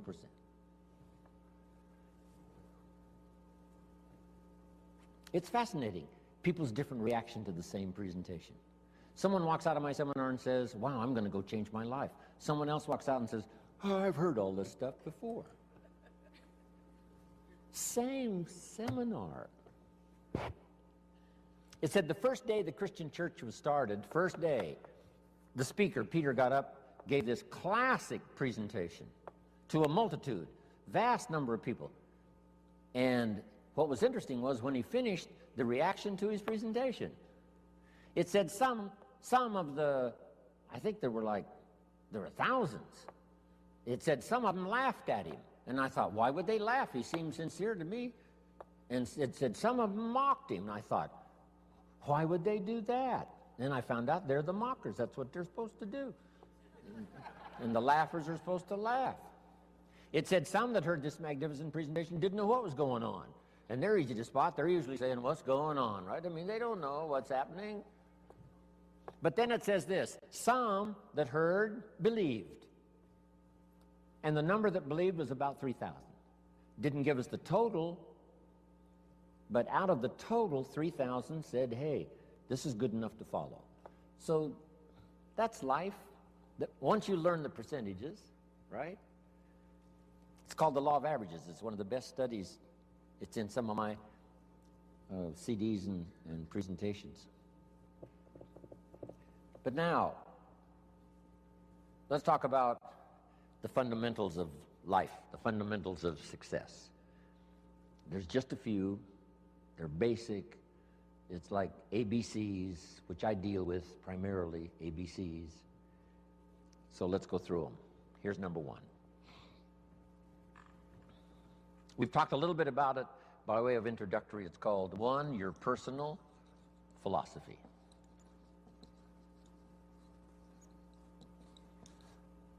Philosophy is a big subject. Political philosophy. Here's what the communists taught, because I have to deal with it when I go to Russia. The communists taught, capital belongs to the state, not the people. We've taught all these years what? Capital belongs to the people, not the state. Wow, what a difference in economic philosophy. The communists said, people are too dumb and stupid and greedy to know what to do with capital.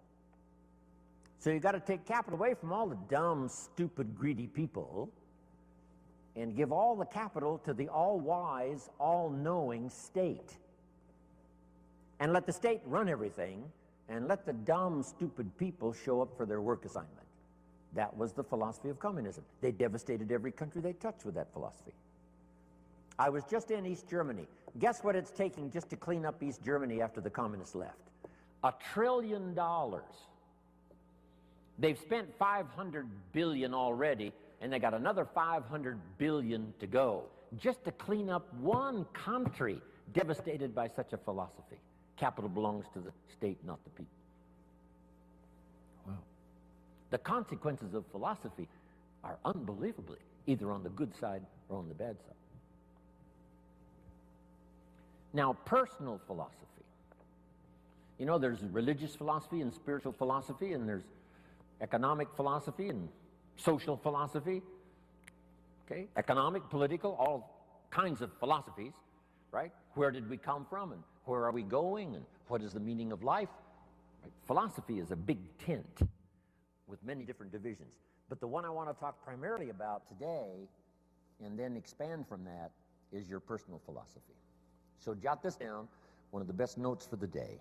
Each person's personal philosophy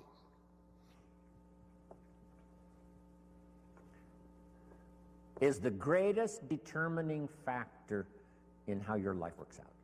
Each person's personal philosophy is the greatest determining factor in how your life works out. Your economic life, your personal life, your social life, your spiritual life. All starts with the conclusions you've made in your personal philosophy. We gave the example earlier on economics. There's 3 or 4 different philosophies to choose from in your economic future. Now make this note. Personal philosophy is like a guidance system. A guidance system. And it has to start early. When a child goes to school, they've got to have a pretty good guidance system working. And this guidance system does just 2 things primarily. Here's number 1. This guidance system helps you to see the dangers over here and try to minimize those or eliminate some of those. That's one of the first orders of human existence, is to learn early where the dangers are so they don't swallow you up, don't devastate you economically, socially, personally, or lose your life. Kids have to get this guidance system working early to spot the signals of the dangers that could wreck their chances to live a good life. Now, this guidance system also helps you to see over here the opportunities so that you could maximize those. So if you learn to minimize the dangers, maximize the opportunities within this working environment now, we call this working things out to live a good life. But you can't possibly live much of a good life if you don't keep learning where the dangers are so you can avoid those, and learn where the opportunities are so that you can maximize those. That's about as simple as I can put working on your personal philosophy.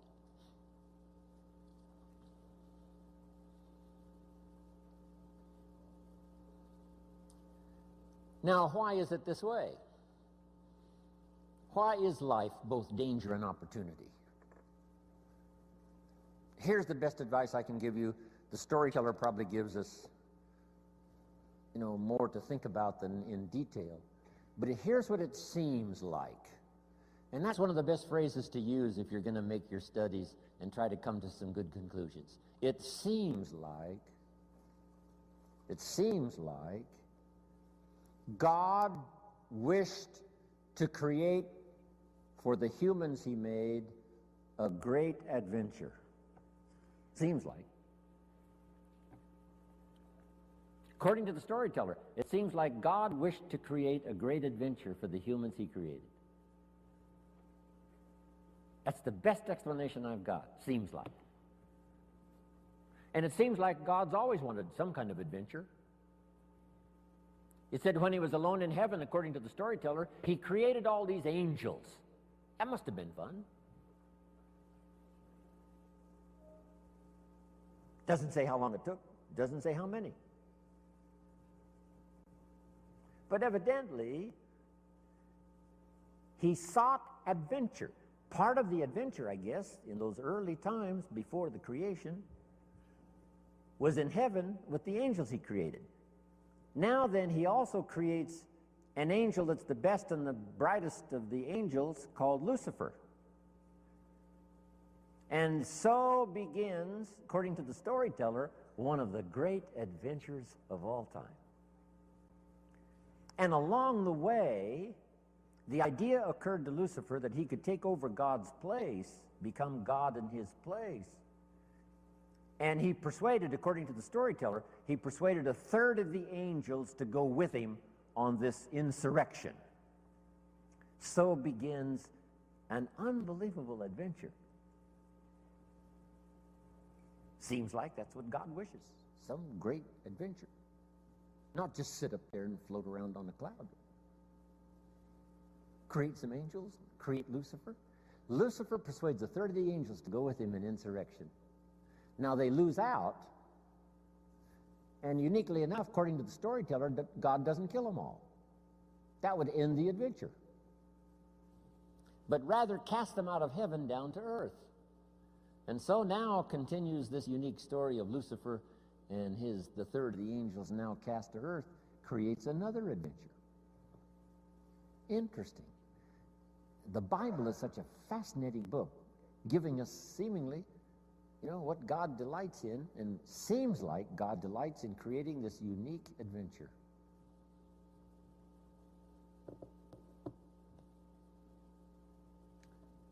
One of the ancient stories says God and Satan were talking things over one day.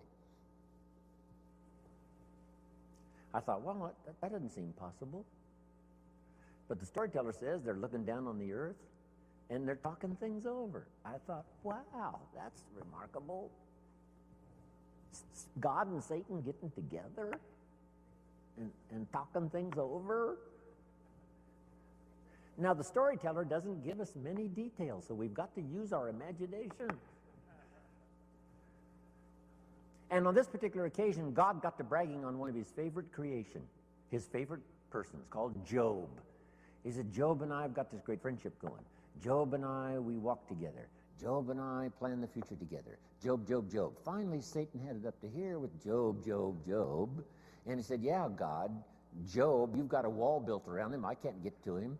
God said, well, what would you expect? He's my favorite person. Of course, I got a wall built around him. Now, they're having this conversation. It's fascinating. Storyteller says, Satan gets this bright idea. Said, hey, God, let's try this. God said what? If you'll take the wall of protection down from around your favorite friend Job, he said, I promise you within a short period of time, your favorite friend will curse you to your face. God said, no, he'd never do it, not in 100 years, no matter what. Satan said, well, how are we going to know? Would you like to make a wager? It doesn't give us the details of the wager. But the storyteller says God picked up the bet and said, okay, let's try it. I'll take the wall down from around my special friend Job. You do your best. I promise you, no matter what you do, he'll never curse me. Satan said, the bet is on. According to the terms of the wager, God did take the wall down from around his special friend Job, and Satan then does one of his all-time famous numbers. According to the storyteller, first Satan took his wealth, stripped him of his wealth.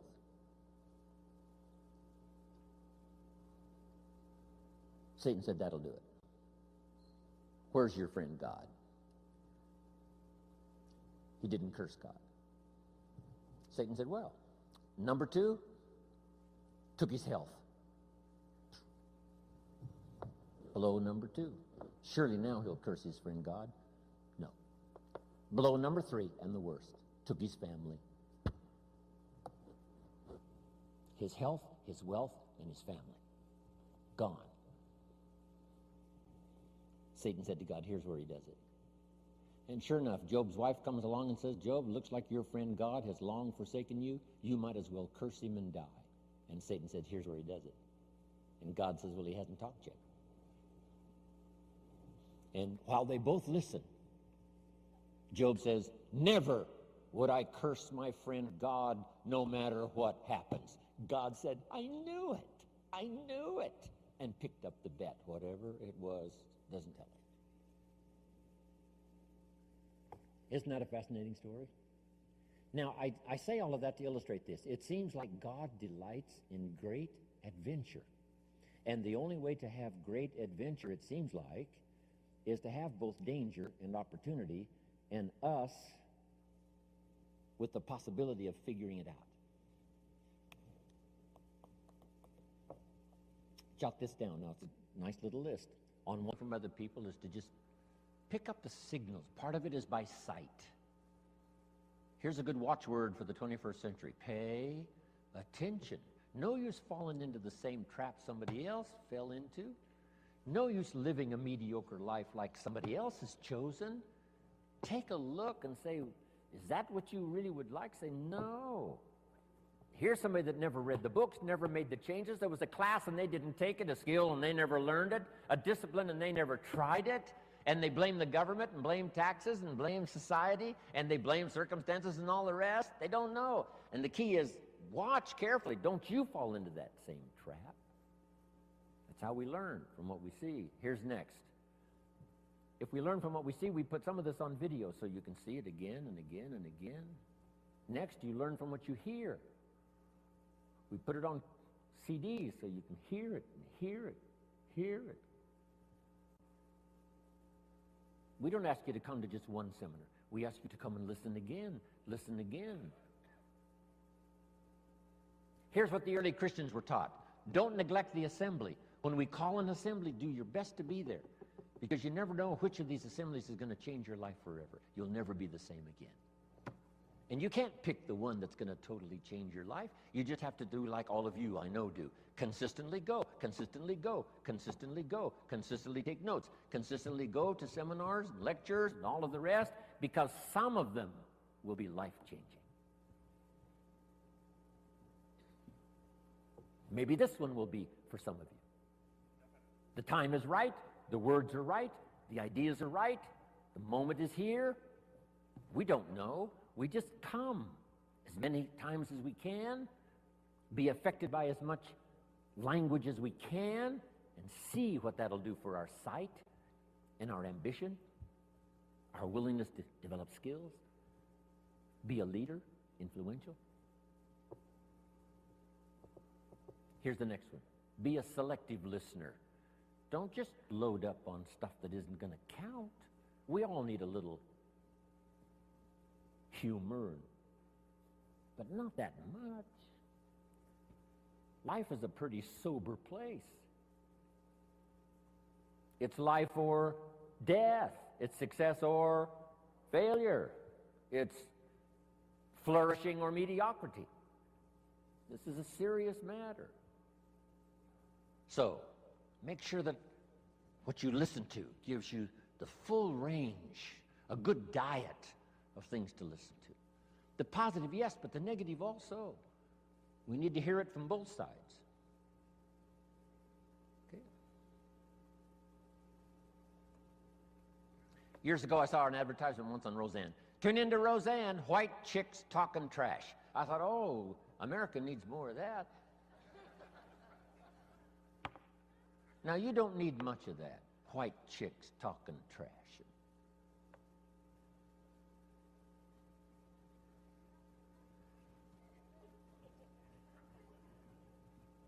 Here's a good note.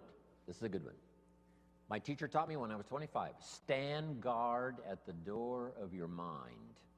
Stand guard at the door of your mind. And you decide what to listen to, what not to listen to. How much time to give to what.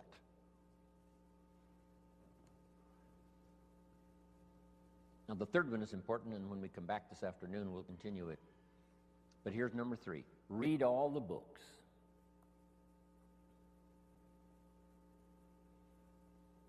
Now, there's millions of books, so you can't read all the books. But here's what I mean by read all the books. Read all the books you need to read to make your fortune, become powerful, influential, healthy, prosperous, aware, bright, helpful, partnership, father, mother, grandparent. Read all the books you need for your life to flourish and become the best it can possibly be during the course of your lifetime. Read all of those books. Don't be short on that list. My library certainly won't do it. I've only written 4 or 5 books. I'm working now on my 5th, I think it's my 5th book. It's going to be for teenagers and college kids. And I think the title is going to be, Of Course Kids Should Pay Taxes. Of course. It's going to be an interesting book on capitalism, because I teach capitalism now in Russia in very simple form. I might give you a couple of notes on that when we return. I teach kids how to have 2 bicycles, one to ride and one to rent. I mean, it doesn't take long to get into business and make a profit. Here's what changed my life and helped me make my first fortune. Jot this down. The philosophy that helped me make my first fortune. Profits are better than wages. Once I understood that, it was hard to sleep nights the first year. Profits are better than wages. Wages make you a living, which is fine. Profits make you a fortune, which is super fine. And when I started at age 25, I started doing both. Making wages and making profits. Unbelievable. One simple philosophy changed my whole economic future. Profits are better than wages.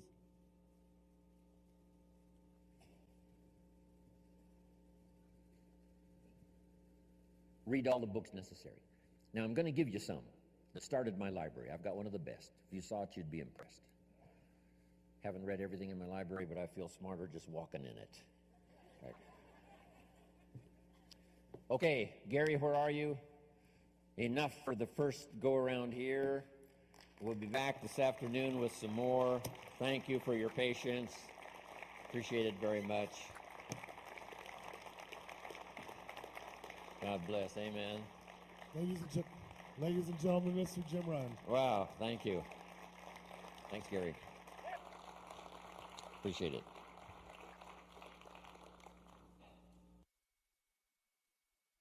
when I started making my first list, Mr. Shoaff said, Mr. Rohn, looks like we're going to be together for a while. He said, I've got a suggestion for you.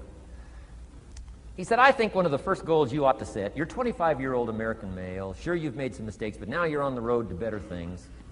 You got a family, worth it. Reasons makes the difference.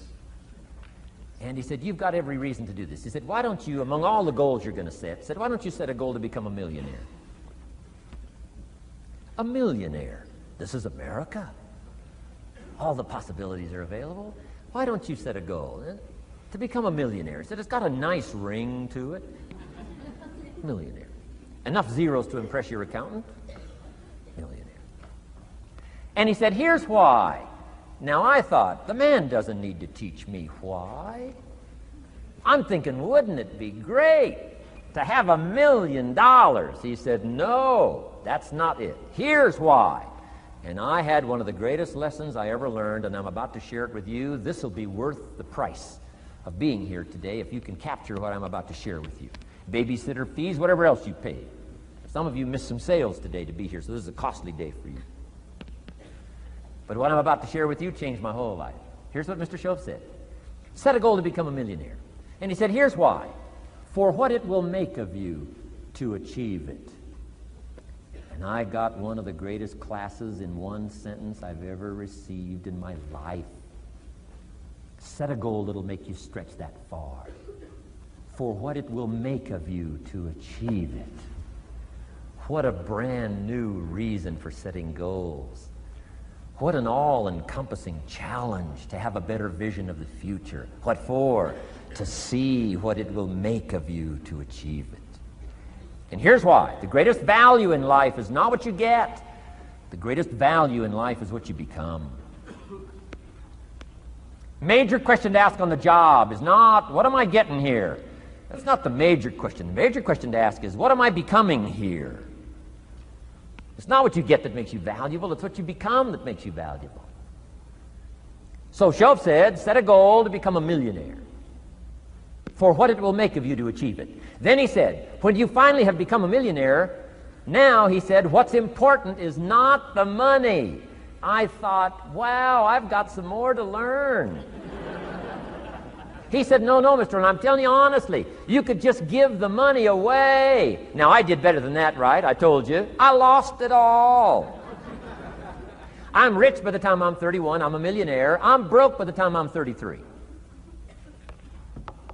So I didn't have to give it all away. I lost it all. Foolish mistakes I made. I'm a farm boy from Idaho. That early money drove me bonkers.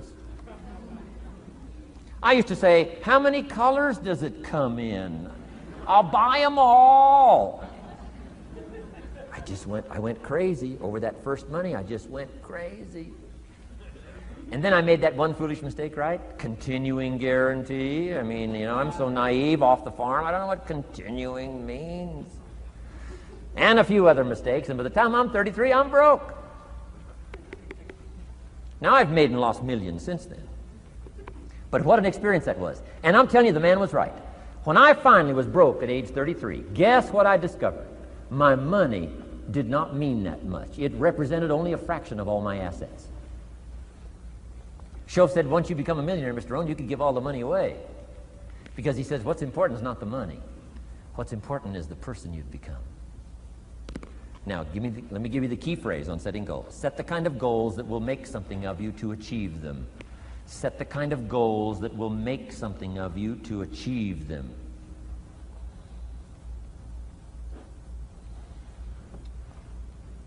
Always keep that in mind. What will this make of me? If I set this goal and go for it, not only will I achieve it, but what will it make of me in the process? What a whole new concept on setting goals. Now, there's two parts to this, and then we're wrapping up goals. Here's the first part now in this goal setting for what you become. Number one, don't set your goals too low.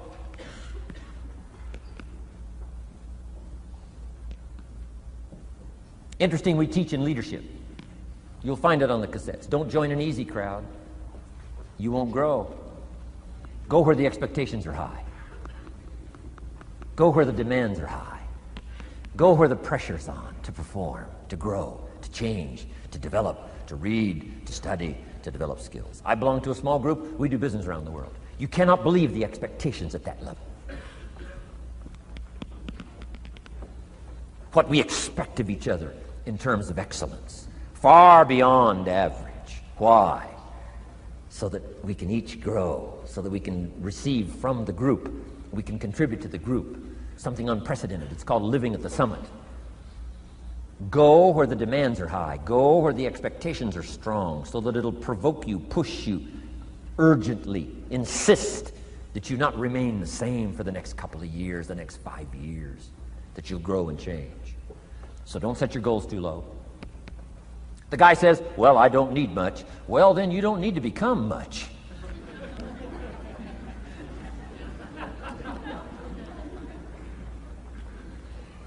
Now, here's the last part on setting goals. Don't compromise. Don't sell out. There were some things I went for back in those early years that I paid too big a price for. If I'd have known how much it was going to cost me, I never would have paid, but I didn't know. So don't sell out. Ancient phrase says, count the cost, count the cost, count the cost. An ancient story says, Judas got the money. You say, well, that's a success story. No. It's true, 30 pieces of silver in those days was a sizable fortune. You say, well, if a guy's got a fortune, right, that's a success story. No, you don't understand. His name was Judas. Doesn't that ring a bell? Judas. You say, oh, yes, Judas, the traitor. That's right, the traitor got the money. Doesn't that change the story? And the answer is, of course, it changes the story. Interestingly enough, after Judas gets the money from becoming a traitor, he's got the money in his hot little hand, and now he's unhappy. Somebody says, well, if you had a fortune, how could you be unhappy? Well, he wasn't unhappy with the money. He was unhappy with himself. Key phrase, the greatest source of unhappiness is self-unhappiness. The greatest source of unhappiness doesn't come from outside. The greatest source of unhappiness comes from inside. And here's where the erosion starts, doing a little less than you could. That's where the beginning little infection of unhappiness starts, doing a little less than you can, not feeling that good about yourself. So don't let that happen. Judas is unhappy. He says, what'll I do? He says, oh, I'll just take the money back. Walked in where he got the money and said, here, take this money, I'm unhappy. They said, heck with you, Judas. We got what we wanted, you got what you wanted, out. They threw him out with his money. Judas says, well, what'll I do now? He says, oh, clever, should have thought of this first. I'll just throw the money away. And he proceeded to throw his fortune away. Why would he throw his fortune away? He was so unhappy with himself. And that's not even the end of the scenario. After he threw his fortune away, he couldn't change what he became, a traitor. And now, in total abject frustration, he goes out and hangs his worthless self, which all traitors should do, save the state the money.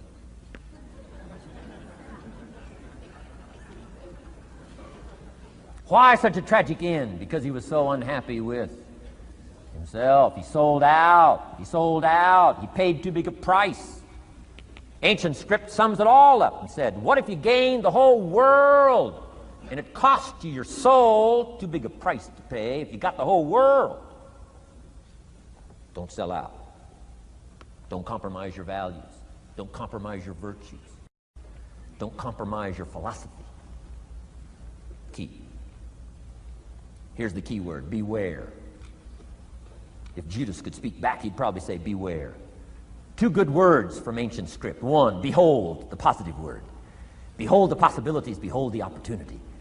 Behold the drama, behold the awesomeness, behold the uniqueness. Behold the majesty, behold, behold. What a good word. But here's the other word. Beware, beware, beware. Don't sell out. Mark well what you become in pursuit of what you want. But I'm inspiring you, hopefully, to set the kind of goals that'll transform your life, make you far better than you are, far stronger than you are. Okay. Isn't this good advice? This is such good stuff. I should have paid to get in, right? Fabulous.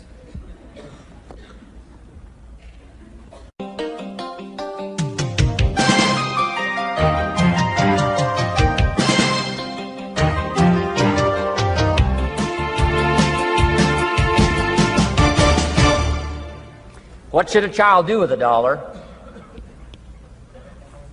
Let me give you the best advice I've got. And this is called sort of middle of the road scenario, and I'll show you how these numbers may change, but here's what I teach. Kids, never spend more than 70 cents. Okay, now you got to pick some number. When I met Mr. Schoaf, I was at about 110%. But remember this, if your outgo exceeds your income, your upkeep becomes your downfall. Good little scenario. So here's the number that I found works best in developing a good financial plan. Never spend more than 70 cents out of every dollar from now on. Now kids ask me what? What do you do with the other 30 cents? Here's my best advice. 10 cents, charity. 10% charity. Supporting worthy projects, helping people who cannot help themselves. Some churches teach tithe, peace, portion. Turning back part of what you take out. Excellent, excellent philosophy. That's what that 10% is. And nothing teaches children responsibility and character better than generosity. No school, no class, no teacher can teach character better than the simple act of generosity. 10 cents out of every dollar. Now you can pick your own number. I'm just giving you my best scenario. Now the time to start this is when the amounts are small. Easy to give a dime out of $1. I'm telling you, kids will give you 10 cents out of every dollar if it's part of their philosophy, if you sell them on it. And that's the time to start, when it's easy, 10 cents out of $1. A little harder to give 100,000 out of 1,000,000. Someone says, oh, if I had $1 million, I'd give 100,000. I'm not that sure. We better start you early when the amounts are small, so it'll all be set in when the big amounts start to come, okay? So 10 cents for charity. The next 10 cents I call active capital. Capital meaning try to make a profit yourself. We live in a capitalistic society. Right. Everybody now wants to join capitalism. That's why the walls are coming down. Capital belongs in the hands of the people. That's where the genius is.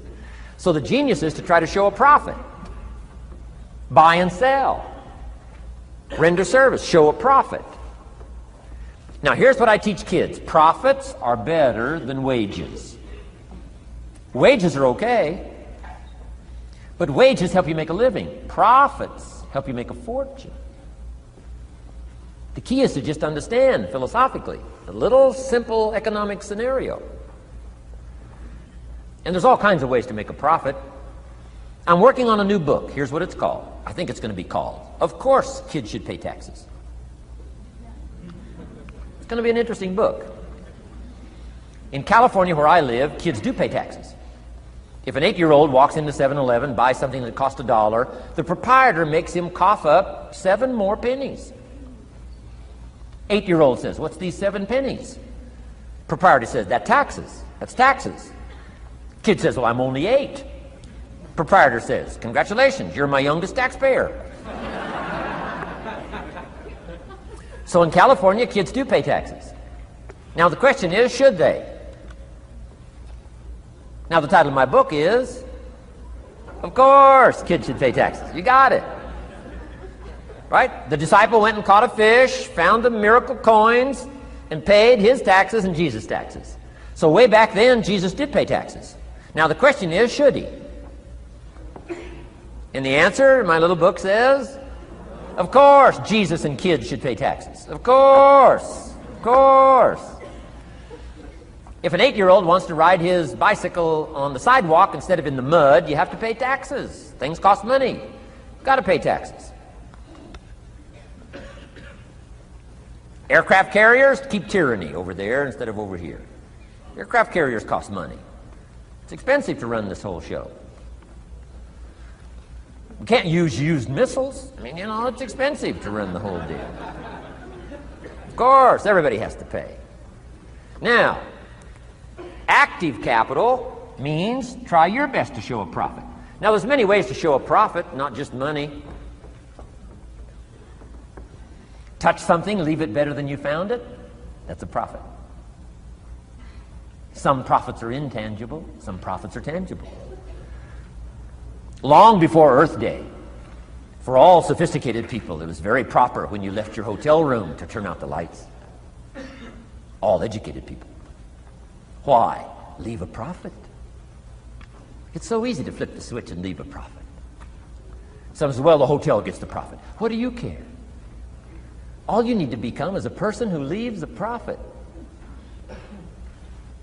Wow. I talked to a man who runs a whole string of apartments. He said, guess what? Most people, when they rent an apartment, leave it, what? Trashed, worse than they found it. What kind of a reputation would that be? Whatever you touch turns to trash. Whatever you touch gets dirty. Nothing you touch gets better. See, that's a poor philosophy. No wonder it leads to poverty, small lives. As one writer said, living lives of quiet desperation. This is where it all begins. Failure to leave a profit when you can, turn out the lights, doesn't matter what it is. Become profit-minded. Profits are better than wages because profit has the potential to make a fortune. Wages has the potential to make a living. So I teach kids, take part of your wages. If you earn the money, take part of it for charity and part of it to see if you can't make a profit. And there's all kinds of ways. My book's going to be full of all kinds of ways kids can make money. I teach kids how to have two bicycles, one to ride and one to rent. I mean, you know, it doesn't take long to get into business. You don't have to be a genius. Halfway bright, you can start showing a profit. Now, here's the next 10 cents called passive capital. Meaning, let somebody else use the capital, you provide it, you're passive, they're active. And let them pay you interest. Profits and interest. Unique way to make a fortune. In fact, there's a Bible philosophy. I teach teenagers this Bible philosophy. Here's what it teaches. The borrower is servant to the lender. Wow. So where is the power position? Not a spender, a lender. And if I've taught teenagers well, if you ask them, among some of the things you want to be, you know, when you grow up, you know, as years pile on, what would you like to be? I'm telling you, among some of the things that they would like to be, if they've sat in on my classes or gotten some of my material, they will say, I want to be one of them lenders. Powerful position. Let somebody else use your capital. Some projects require more capital than any one person has. So we've got capital pools, whether you put it in a financial institution or whatever, right? Earn an interest, earn a profit, right? Buy a car and sell it for more than you paid for it. Why? Because you leave it better than you found it. Touch something and leave a profit. Okay? It's not just wrapped up in money and economics. This helps to teach all other scenarios of life on profit and capital and expenditures, what to do with your time and what to do with your life, and as well as what to do with your money. Okay? Now this little scenario I call the ideal. Now here's what's important. To set up the ideal and work toward it. Because at first you may not be able to do these numbers. Some people are in such desperate situation currently, they got to go 97, 1, 1, and 1. I mean, you know, I had to start there. Start with pennies. And remember, it's not the amount that counts. Mr. Schoaf gave me the clear situation. Here it is. It's not the amount that counts, it's the plan that counts. When I met Mr. Schoaf, I'm 25 years old. I said to him, if I had more money, I'd have a better plan. He said, no, Mr. Rohn, if you had a better plan, you'd have more money. 6 years? 6 years? In America, 6 years? Come on, it's not the money, it's not the amount, it's the plan that counts. So set up an ideal plan like this. Now you can rearrange this and modify it to suit yourself. I'm just giving you here as an example. So set up the ideal and then start making progress toward it. Okay.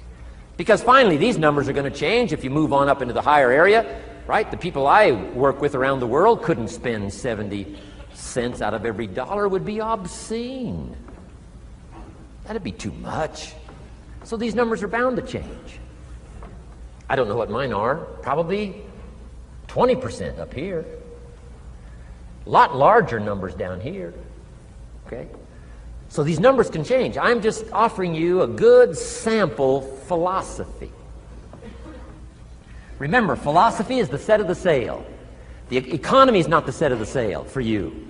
For you, the set of the sail is your own philosophy, your own thinking, your own plan, your own concept. Don't borrow somebody else's plan. Don't borrow somebody else's concept. Don't borrow the concept, spend all you can, cross your fingers and hope for the best. Don't borrow that. Develop your own philosophy, and I'm telling you, it'll lead you to unique places.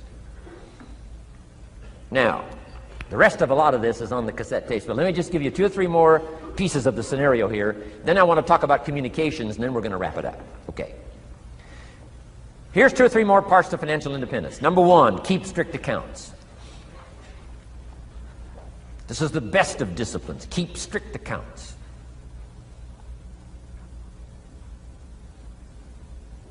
Did you ever hear this expression?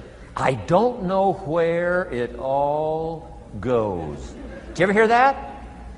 I don't know where it all goes. Oh, we'd love to have you run our company. You don't know where it all goes. Whoa. Did you ever hear this? It just gets away from me. It just seems it just gets away from me. We'd love to turn the world over you. It just gets away from you. Come on. You got to have better disciplines than that. Let that be the 90%. Let that be the scenario of the 97%. But don't let it be your scenario. Don't let it become your philosophy. Keep strict accounts. Next, a new attitude. I had to develop a new attitude as well as new concepts. Here's what I used to say. I hate to pay my taxes. Shoaff said, well, that's one way to live. I thought, well, doesn't everybody hate to pay their taxes? He said, no. No, a few of us have gotten way past that. He says, once you understand what taxes are, here's what taxes are in our governmental system in our society. Taxes is how you care and feed the goose that lays the golden eggs. Democracy and liberty and freedom. Free enterprise. Wouldn't you want to feed the goose that lays the golden eggs? Somebody says, well, the goose eats too much. That's probably true. I understand that. Of course that's true. But see, better a fat goose than no goose. And here's the truth be known. We all eat too much. Let not one appetite accuse another. Of course the government needs to go on a diet. So do most of us. But hey, you still have to care and feed the goose that lays the golden eggs. Once you understand that that's what it's for. See, it is so important, the right attitude. Here's what I used to say. I hate to pay my bills. You open up the mails, nothing but these window envelopes. Bills. I hate to pay my bills. Shoaff said, well, that's one way to live. I said, well, doesn't everybody hate to pay their bills? He said, no, some of us are way beyond that. I said, is it possible to love to pay your bills? He said, yes. Reduce your liabilities? Increase your assets? Wouldn't you love to do that? So start a whole new attitude here. Next time you pay $100 on an account, put a little note in there and say, with great delight, I send you this $100. I mean, they don't get many letters like that. Reduce my liabilities, increase my assets. My picture's changing. My picture's improving. I love to pay my bills. Keep the money in circulation. Pay my taxes. Feed the goose that lays the golden eggs. It's a matter of attitude. And here's the last on attitude. Everybody must pay. Of course, life is called opportunity, but life is called price. But we must all pay. We must all share. One of the classic stories of all time from ancient Bible script says, Jesus one day and his disciples were standing by the church treasury, synagogue treasury, watching people as they came by and put their offering in the treasury. That wouldn't be a bad idea. Jesus and his disciples standing by the treasure while everybody walks by. Jesus says, how much was that? How much was that? Interesting. And the story said some people came by, put in big amounts. Some people came by, put in modest amounts, average amounts. And the story says, then a little lady comes by and puts in 2 pennies in the treasury. Jesus says to his disciples, look at that. Look at that. His disciples said, 2 pennies, 2 pennies, what's 2 pennies? Jesus said, no, you don't understand. She gave more than everybody else. They said, 2 pennies is more than everybody else? He said, yes. Because I'm certain that her 2 pennies represented most of what she had. And if you give most of what you have, then you've given the most. Wow. What a lesson to learn. It's not the amount. It's what it represents of your life that counts. Now let me give you the wisdom of the scenario that did not occur. And this is the greatest of wisdom. And in my own particular peculiar brilliance, I have the ability to record for you what was not recorded in the scenario of the story. Here's what did not occur, which may teach us one of the greatest of the wise things that was taught in this scenario. Here's what did not occur in the scenario. Jesus did not reach into the treasury and get this little lady's 2 pennies and run after her and say, here, little lady, my disciples and I have decided that you're so pitiful and you're so poor that we've decided to give you back your 2 pennies. I'm telling you, that did not occur. If it would have occurred, she would have been what? Insulted.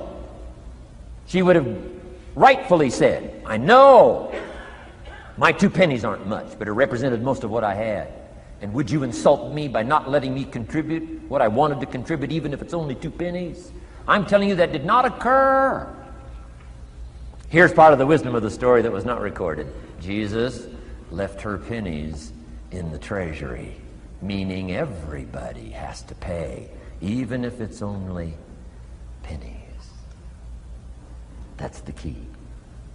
And whether you start with pennies or whether you start with dollars or whether you start with nothing, remember, part of the scenario is to spend, of course. Part of the scenario is to invest, and part of the scenario is to show a profit, and part of the scenario is to help take care of people who can't take care of themselves. If you'll set up your own philosophy, I'm not asking you to buy my philosophy. I'm not asking you to adopt my numbers. I'm only wanting to provoke you to think, for you to come up with a splendid economic philosophy that's got you up early and got you up late, has got you thinking and pondering ways to use your resources and turn it into the dreams you want for the future. And that's my little story on financial independence. Okay. Here's the next to the last subject, communication. How to affect other people with words. I've got just a little 4-point program here for you to consider. The whole expanded version now, 3 days, right? 3 days of all this is in that package that you're taking home. So this is called an abbreviated version of all the rest, this 1 day, video day. 4 steps to good communication. Here's number 1, first of all, words can work miracles. That's why communication is so important. Words can work miracles. Words are powerful. Words are almost godlike. In fact, ancient script says the Word was God. God was the Word. Wow, words and God. I said to my Israeli audience last year, in the beginning, the story of creation is unique. It says, in the beginning, Jehovah God spoke and said what? Got some students here, I'm sure. In the beginning, Jehovah God spoke and said what? Let there be light. And what? There was light. Wow! Wow! It looks like words create light. Is that possible? I'm telling you it's possible. Humans can get pretty close.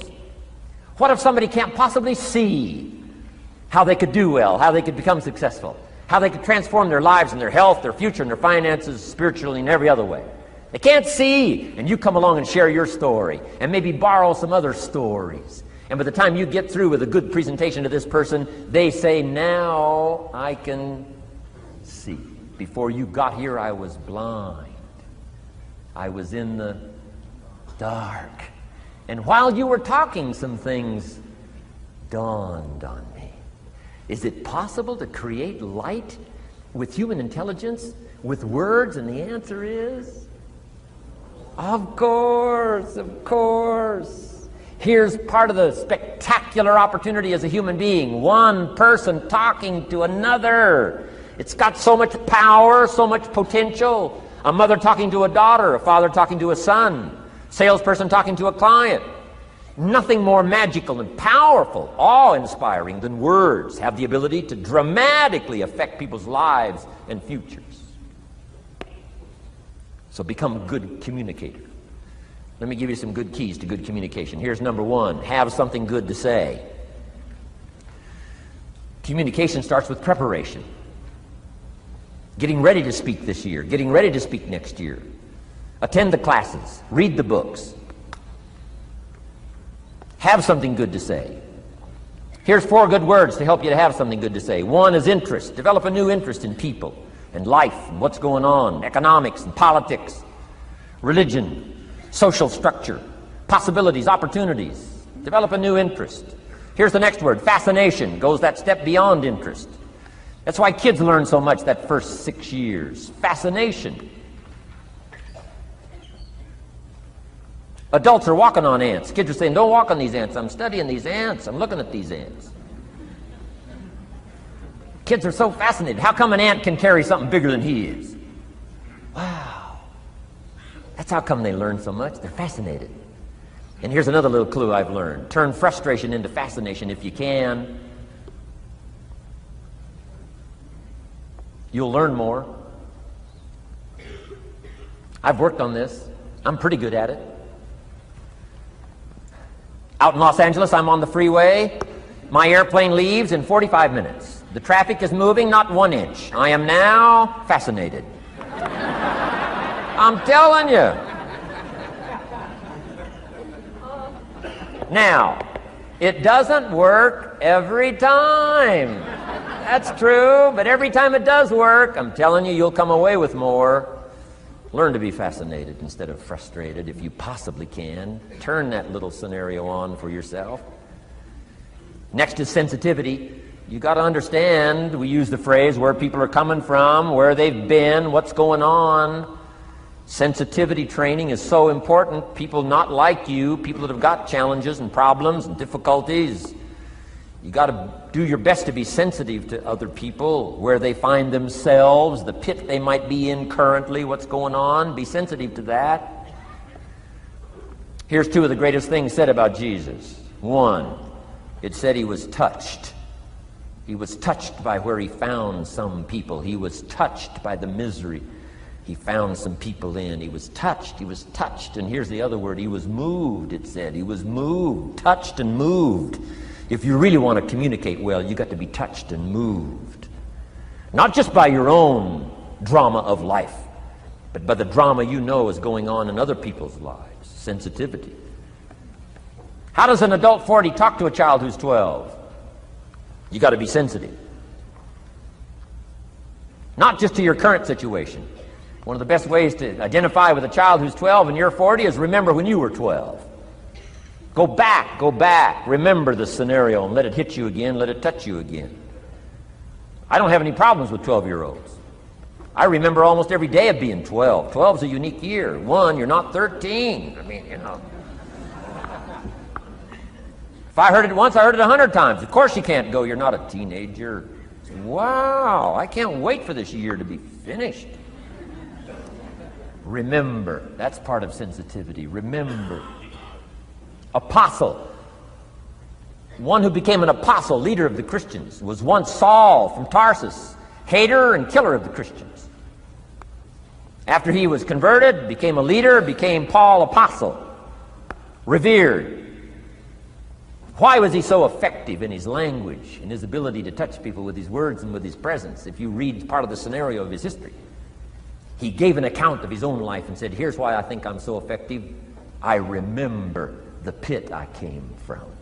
Sure, they call me apostle, but I used to kill these Christians, and I never forget that. If I want to get in touch with other people's difficulty, I got to remember my own difficulty. Let it hurt again. That's what makes a good performance. A good actor, a good actress, the emotion close to the surface from the remembrance of things past. And then well-chosen words delivered with emotion, powerful. The last word is knowledge. You just got to go through exercises like this. Take the notes, work hard, roll up your sleeves, go to work. Gather the knowledge in journals, gather the knowledge in notebooks, gather the knowledge in a library and cassettes and videos and every other means. Gather knowledge. Don't be lazy in learning. A major part of communication is preparation. Now here's the next part of good communication. Say it well. One is having something good to say, and number two is saying it well.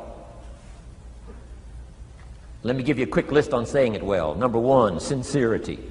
Best place to start if you want to communicate well is let your sincerity show. Next is repetition, the mother of skill.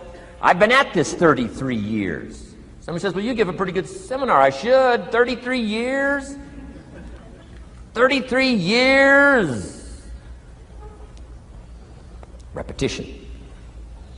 Next, brevity. Sometimes you don't need many words if you're totally sincere, I'm telling you. Jesus' presentation in gathering up his team called disciples was fairly short. He just walked around the countryside, took a look at somebody and said, you follow me. That's brief. I mean, that's short. Now, why could he get by with such few words? And this takes care of a lot that I've tried to share with you today called personal development. Here's why I think Jesus could get by with such few words. For all that he was, that he didn't have to say. Take that scenario home. For all that I am, that I don't have to say. Just a few words could be dynamic in affecting someone else's life. A child, a business colleague, a sales client. Next, vocabulary. Got to work on your vocabulary. Some of my friends took a survey among prisoners working on some rehabilitation program. They weren't particularly looking for this, but here's what they found. There's definitely a relationship between vocabulary and behavior. And here's what they found out. The more limited the vocabulary, the more tendency to poor behavior. And when you think about it for a while, it makes sense. Words are a way of seeing. And if you don't have a good vocabulary, you can't see very well. Can you imagine the mistakes in judgment when you can't see very well? Next, words are a way of expressing what's going on in your head, what's going on in your heart. What if you can't see well and you can't express well? You can imagine the tragic scenario of 5 years of that, 10 years of that, 20 years of that showing no improvement. Behavior now becomes a major problem. And that person's world gets smaller and smaller and smaller. Why? They can't see and they can't express. And finally, they don't need much bigger place than a 10 by 12 cell. Their world is so small anyway, don't need much bigger place. I'm asking you to stretch your vocabulary. I used to put words up on a 3 by 5 card. I drove a lot back in those days, but at the end of the day, I'd mastered 2 or 3 words. My oldest daughter, Linda, with my grandkids, starts the day with what's called the word for the day. She writes it on a chalkboard, the word for the day. And the kids memorize that word and the meaning of the word. And every once in a while during the day, she'll say, what's the word for the day? The last day I was there, the word was superficial. Natalie's 4, Nathaniel's 5. And several times during that day, Linda, my daughter, would say, what's the word for the day? Natalie would say, superficial. And she would say, Nathaniel, what does that mean? On the surface. Several times during the day. What's the word for the day? Superficial. What does it mean? On the surface. If you were to ask my grandkids, the last time Grandpa was here, what was the word for the day? I'll bet you they'd probably know. Superficial. On the surface. Word for the day. Why not learn a word a day? Why not add to your vocabulary so you can see more, see better, and express better? Put out in words what's in your heart, what's in your soul, what's in your mind. It's important. So say it well. Here's number 3. Number 1 was have something good to say. Number 2, say it well. Here's number 3, read your audience. These are just simple concepts now. You've got to add some of the details, but that's what I'm mainly good for, is concepts. Read your audience. If you're talking to a child, you've got to study the face of the child. You've got to study a little body language. You've got to study what's going on, so you'll know whether to shift gears, come on a little stronger, ease off a little, might be too strong, search for another illustration, soft, strong. A lot of that is dictated by reading your audience. When I first started lecturing, I had some challenges here. I was so absorbed in my notes, lecturing like this. I'm telling you, in those early days, the audience could have left and I'd kept right on going. I didn't know what was going on down here. I didn't know what was going on over here. I didn't have any idea what was happening over here, whether I should come on a little stronger, ease back. I didn't know. I couldn't read my audience. So, read your audience. A prospect, read. Now let me give you some ways to read. Number 1, by what you see. Body language tells us some things. How to shift gears, whether to go on, whether to stop. If you're talking to somebody and they're leaning toward the door, that means you gotta hurry, right? They're not gonna be here long.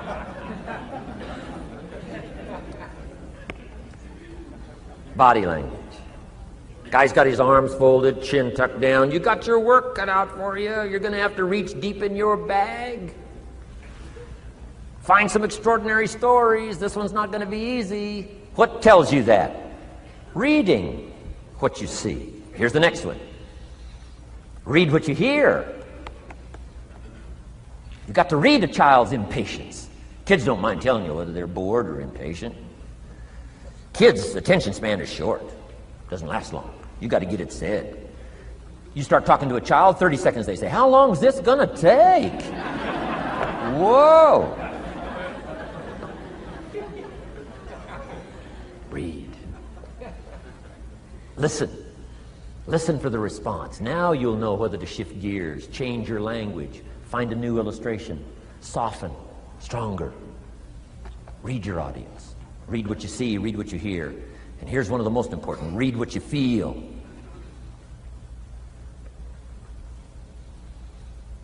Now, women are probably better at this than men when it comes to picking up emotional signals.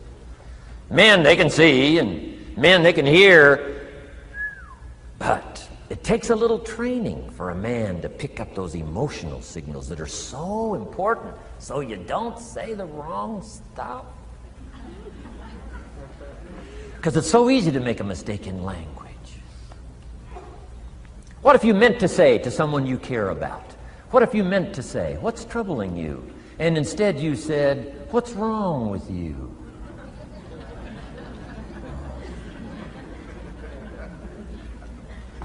Communication. So read the emotional signals. If we could learn from the women on this emotion, women have this uncanny antenna picking up this stuff. Woman says, doesn't feel right. I mean, what does that mean? It doesn't feel right. It doesn't feel right. Whoa. Women have got it though. Seems to be built in. Especially danger. Women pick it up quicker than men. It's built in, I think. Way back, right? Man was the provider, mama was the protector at home. So she picked up this scenario of danger, I think, these signals. But they are good. In the middle of the night, mama wakes up. The baby cries, mama wakes up. Papa sleeps. The faintest cry, mama's awake. Or she nudges her husband and says, go look, something isn't right. He says, what do you mean it isn't right? She says, no, go look. He said, hey, everything's okay. She says, go look. He says, okay. And he gets out of bed, goes downstairs. The front door is open. How did she know that? We don't know. I mean, she just knows. She just knows. But I'm telling you, it's so valuable in communication to be able to pick up the emotional signals as well as what you see and as well as what you hear. It's so important. But women are good. Ancient scenario says this: there are shepherds and there are sheep. and there are wolves. What a good life scenario. But it doesn't stop there. This ancient scenario says also, some wolves are so clever, they've learned to dress up like sheep. Now you got to have a woman. Got to have a woman. Man says, looks like a sheep, talks like a sheep. Woman says, ain't no sheep. Take my word for it. Well, they know.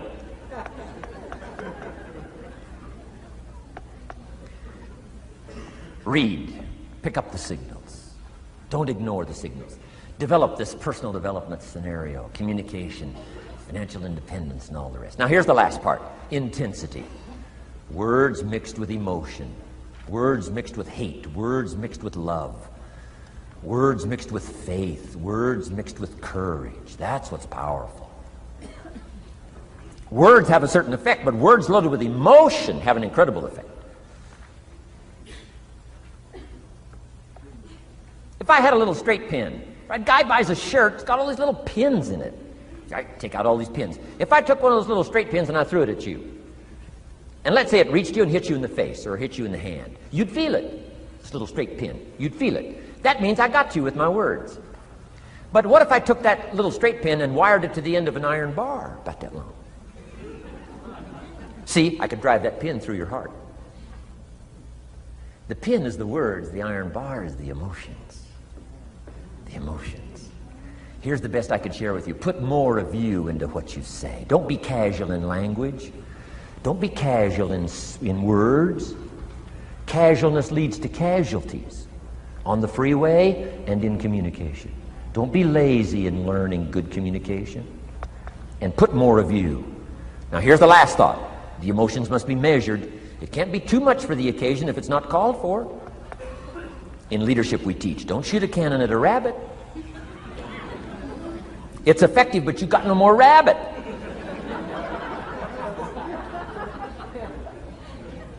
So here's some of the most powerful scenario in communication. Here it is.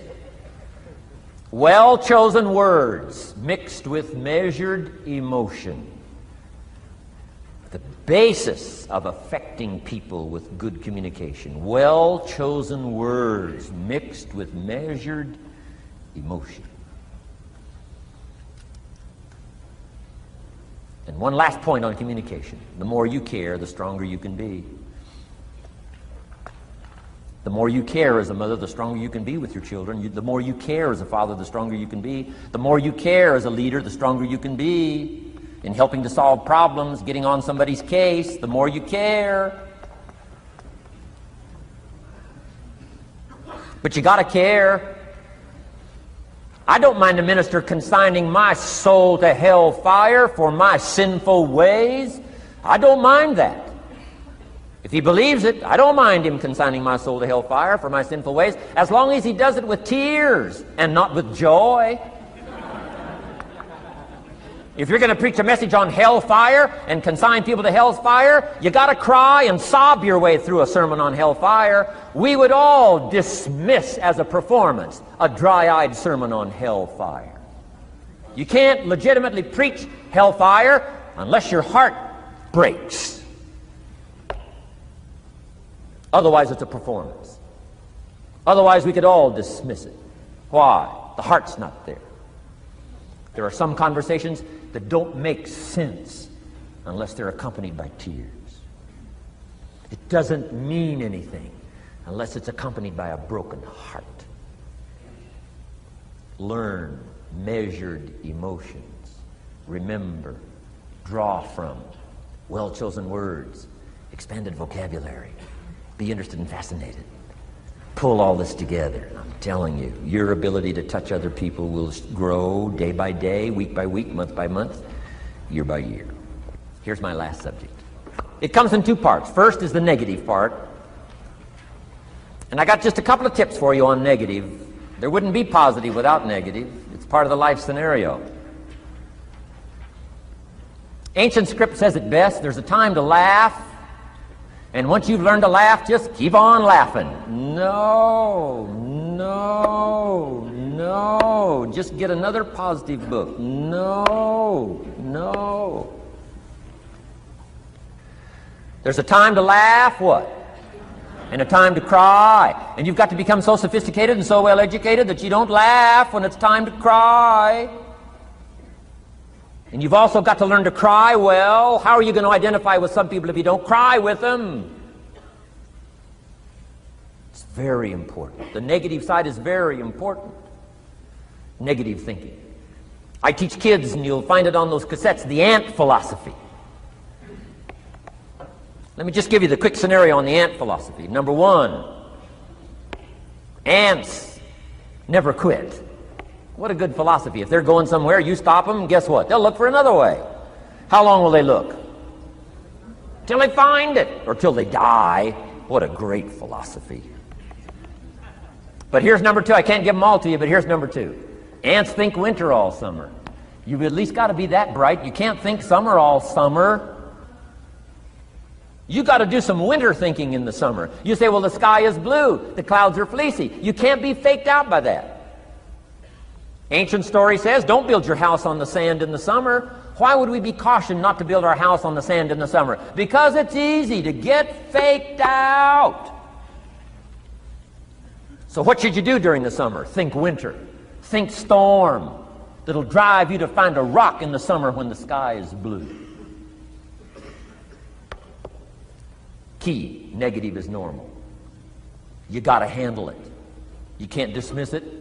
It's part of the life scenario, like your white corpuscles we talked about earlier. So don't ignore it. Let it be part of the scenario. Here's the key. Learn to master it. Negative is not to be ignored. It's to be mastered. It makes us better than we are to wrestle with it. It makes us better than we are to be alerted to tyranny that moves into Kuwait, or ignorance that moves into your life, or procrastination that moves in and robs you of your fortune, or poor health that's going to be the legacy of those who neglect their health disciplines. You've got to do battle with the enemies on the outside and on the inside. So learn how to handle the negative. And now here's the last, called the positive. Let me give you the day that turns your life around as quickly as I can. I got 4 parts to the day that turns your life around, and then we're finished for the day. Number 1, disgust. Disgust. Disgust is a negative emotion, but it can have a very positive, powerful effect. Disgust says, I've had it. What an important day that could be. I've had it. Wow. I met a beautiful, powerful, accomplished executive lady in New York. The company invited me to come in. This lady was a vice president, extraordinary lady. I got to know her, and I found out her story. I said, how did you get here? Big income. And she never went to college, never went to university. I said, how did you get here? Executive, powerful, income. She said, well, let me tell you part of the scenario. She said, when I was a young mother a few years ago, she said, one day I asked my husband for $10. And he said, what for?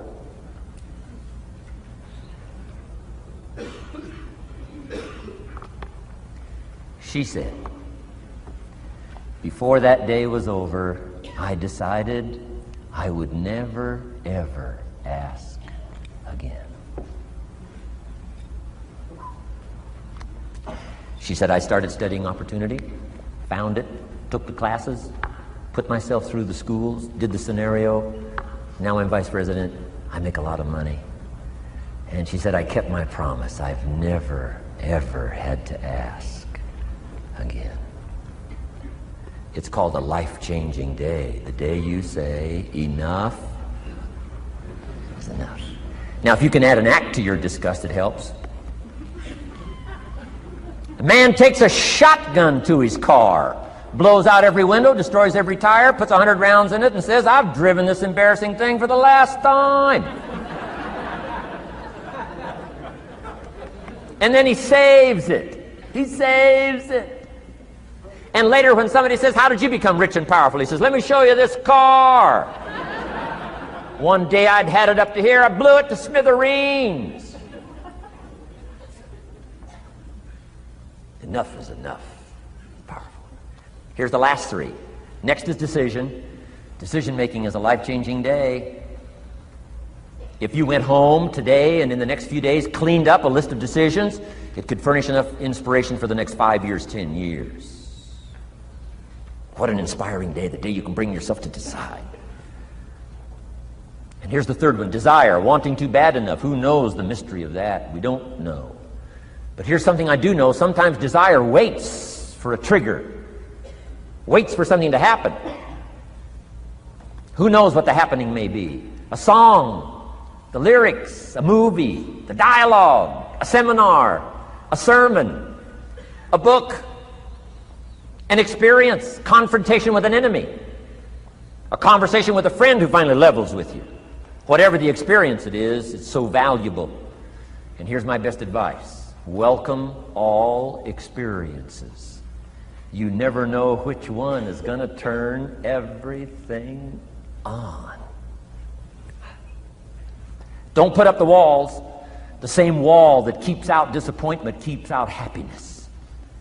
Take down the walls. Go for the experience. Let it teach you.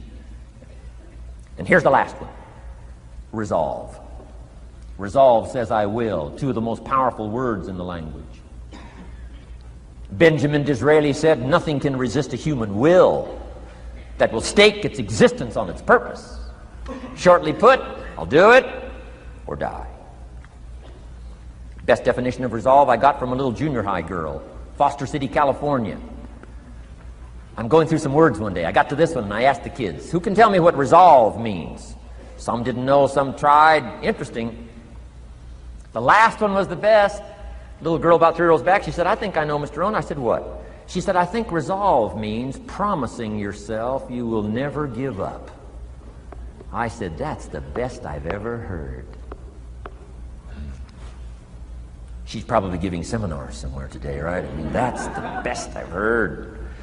I asked the kids, how long should a baby try to learn how to walk? How long would you give your average baby? Before you say, hey, enough's enough. No. Any mother in the world would say, you're crazy. My baby is going to keep trying what? Until. What a magic word. I want you to write it down. Until. Promise yourself you'll read the books until your skills change. You'll go to seminars until you get a handle on it. You'll listen to it until it makes sense. You'll go for it until you understand it. You'll practice it until you develop the skill. Never give up until. However long that is, step by step, piece by piece, book by book, word by word, apple by apple, walk around the block, go for it. Don't miss the chance to grow and resolve that you'll pay the price until you learn, change, grow, become. Then you'll discover some of life's best treasures when you pay that price. Now here's my last word to you. As leaders in the community, I'm sure you are. Parents, the greatest challenge of leadership is parenting. Whether you're in sales or management, wherever I've found you today, I want to give you, from my heart to you, what I wished you would do from this seminar today. And if I've inspired you to do this part here, among all the other things I've talked about, I would have considered it worthwhile to leave my family, fly away from my home, drop down into Fort Worth, Dallas, and spend one of my very precious days with you. If I can accomplish this, it'll all be worthwhile. It comes in two parts, and here it is. One, learn to help people with their lives, not just their jobs. Learn to help people with their lives, not just their skills on the job. Touch people with a book, touch people with a poem, touch people with some words. Don't fail to say something that could be meaningful. Help people with their lives, help them set their goals. Help them with their dreams, help them with the future, help them with errors, help them with mistakes. Help people. Help your kids not just get along, not just hang in there. Not just try to hold the family together. Try to build lives with communication. Build lives with setting goals. Help your kids with their lives, not just their homework, their lives. And here's my last one for you personally, because I'm probably one of the best examples of this standing before you in this auditorium today. Here it is. Ancient script says, if you work on your gifts, they will make room for you. If you work on your gifts, they will make room for you. Wow. Look where my gifts have brought me today, to this room. A chance to invest in this many lives.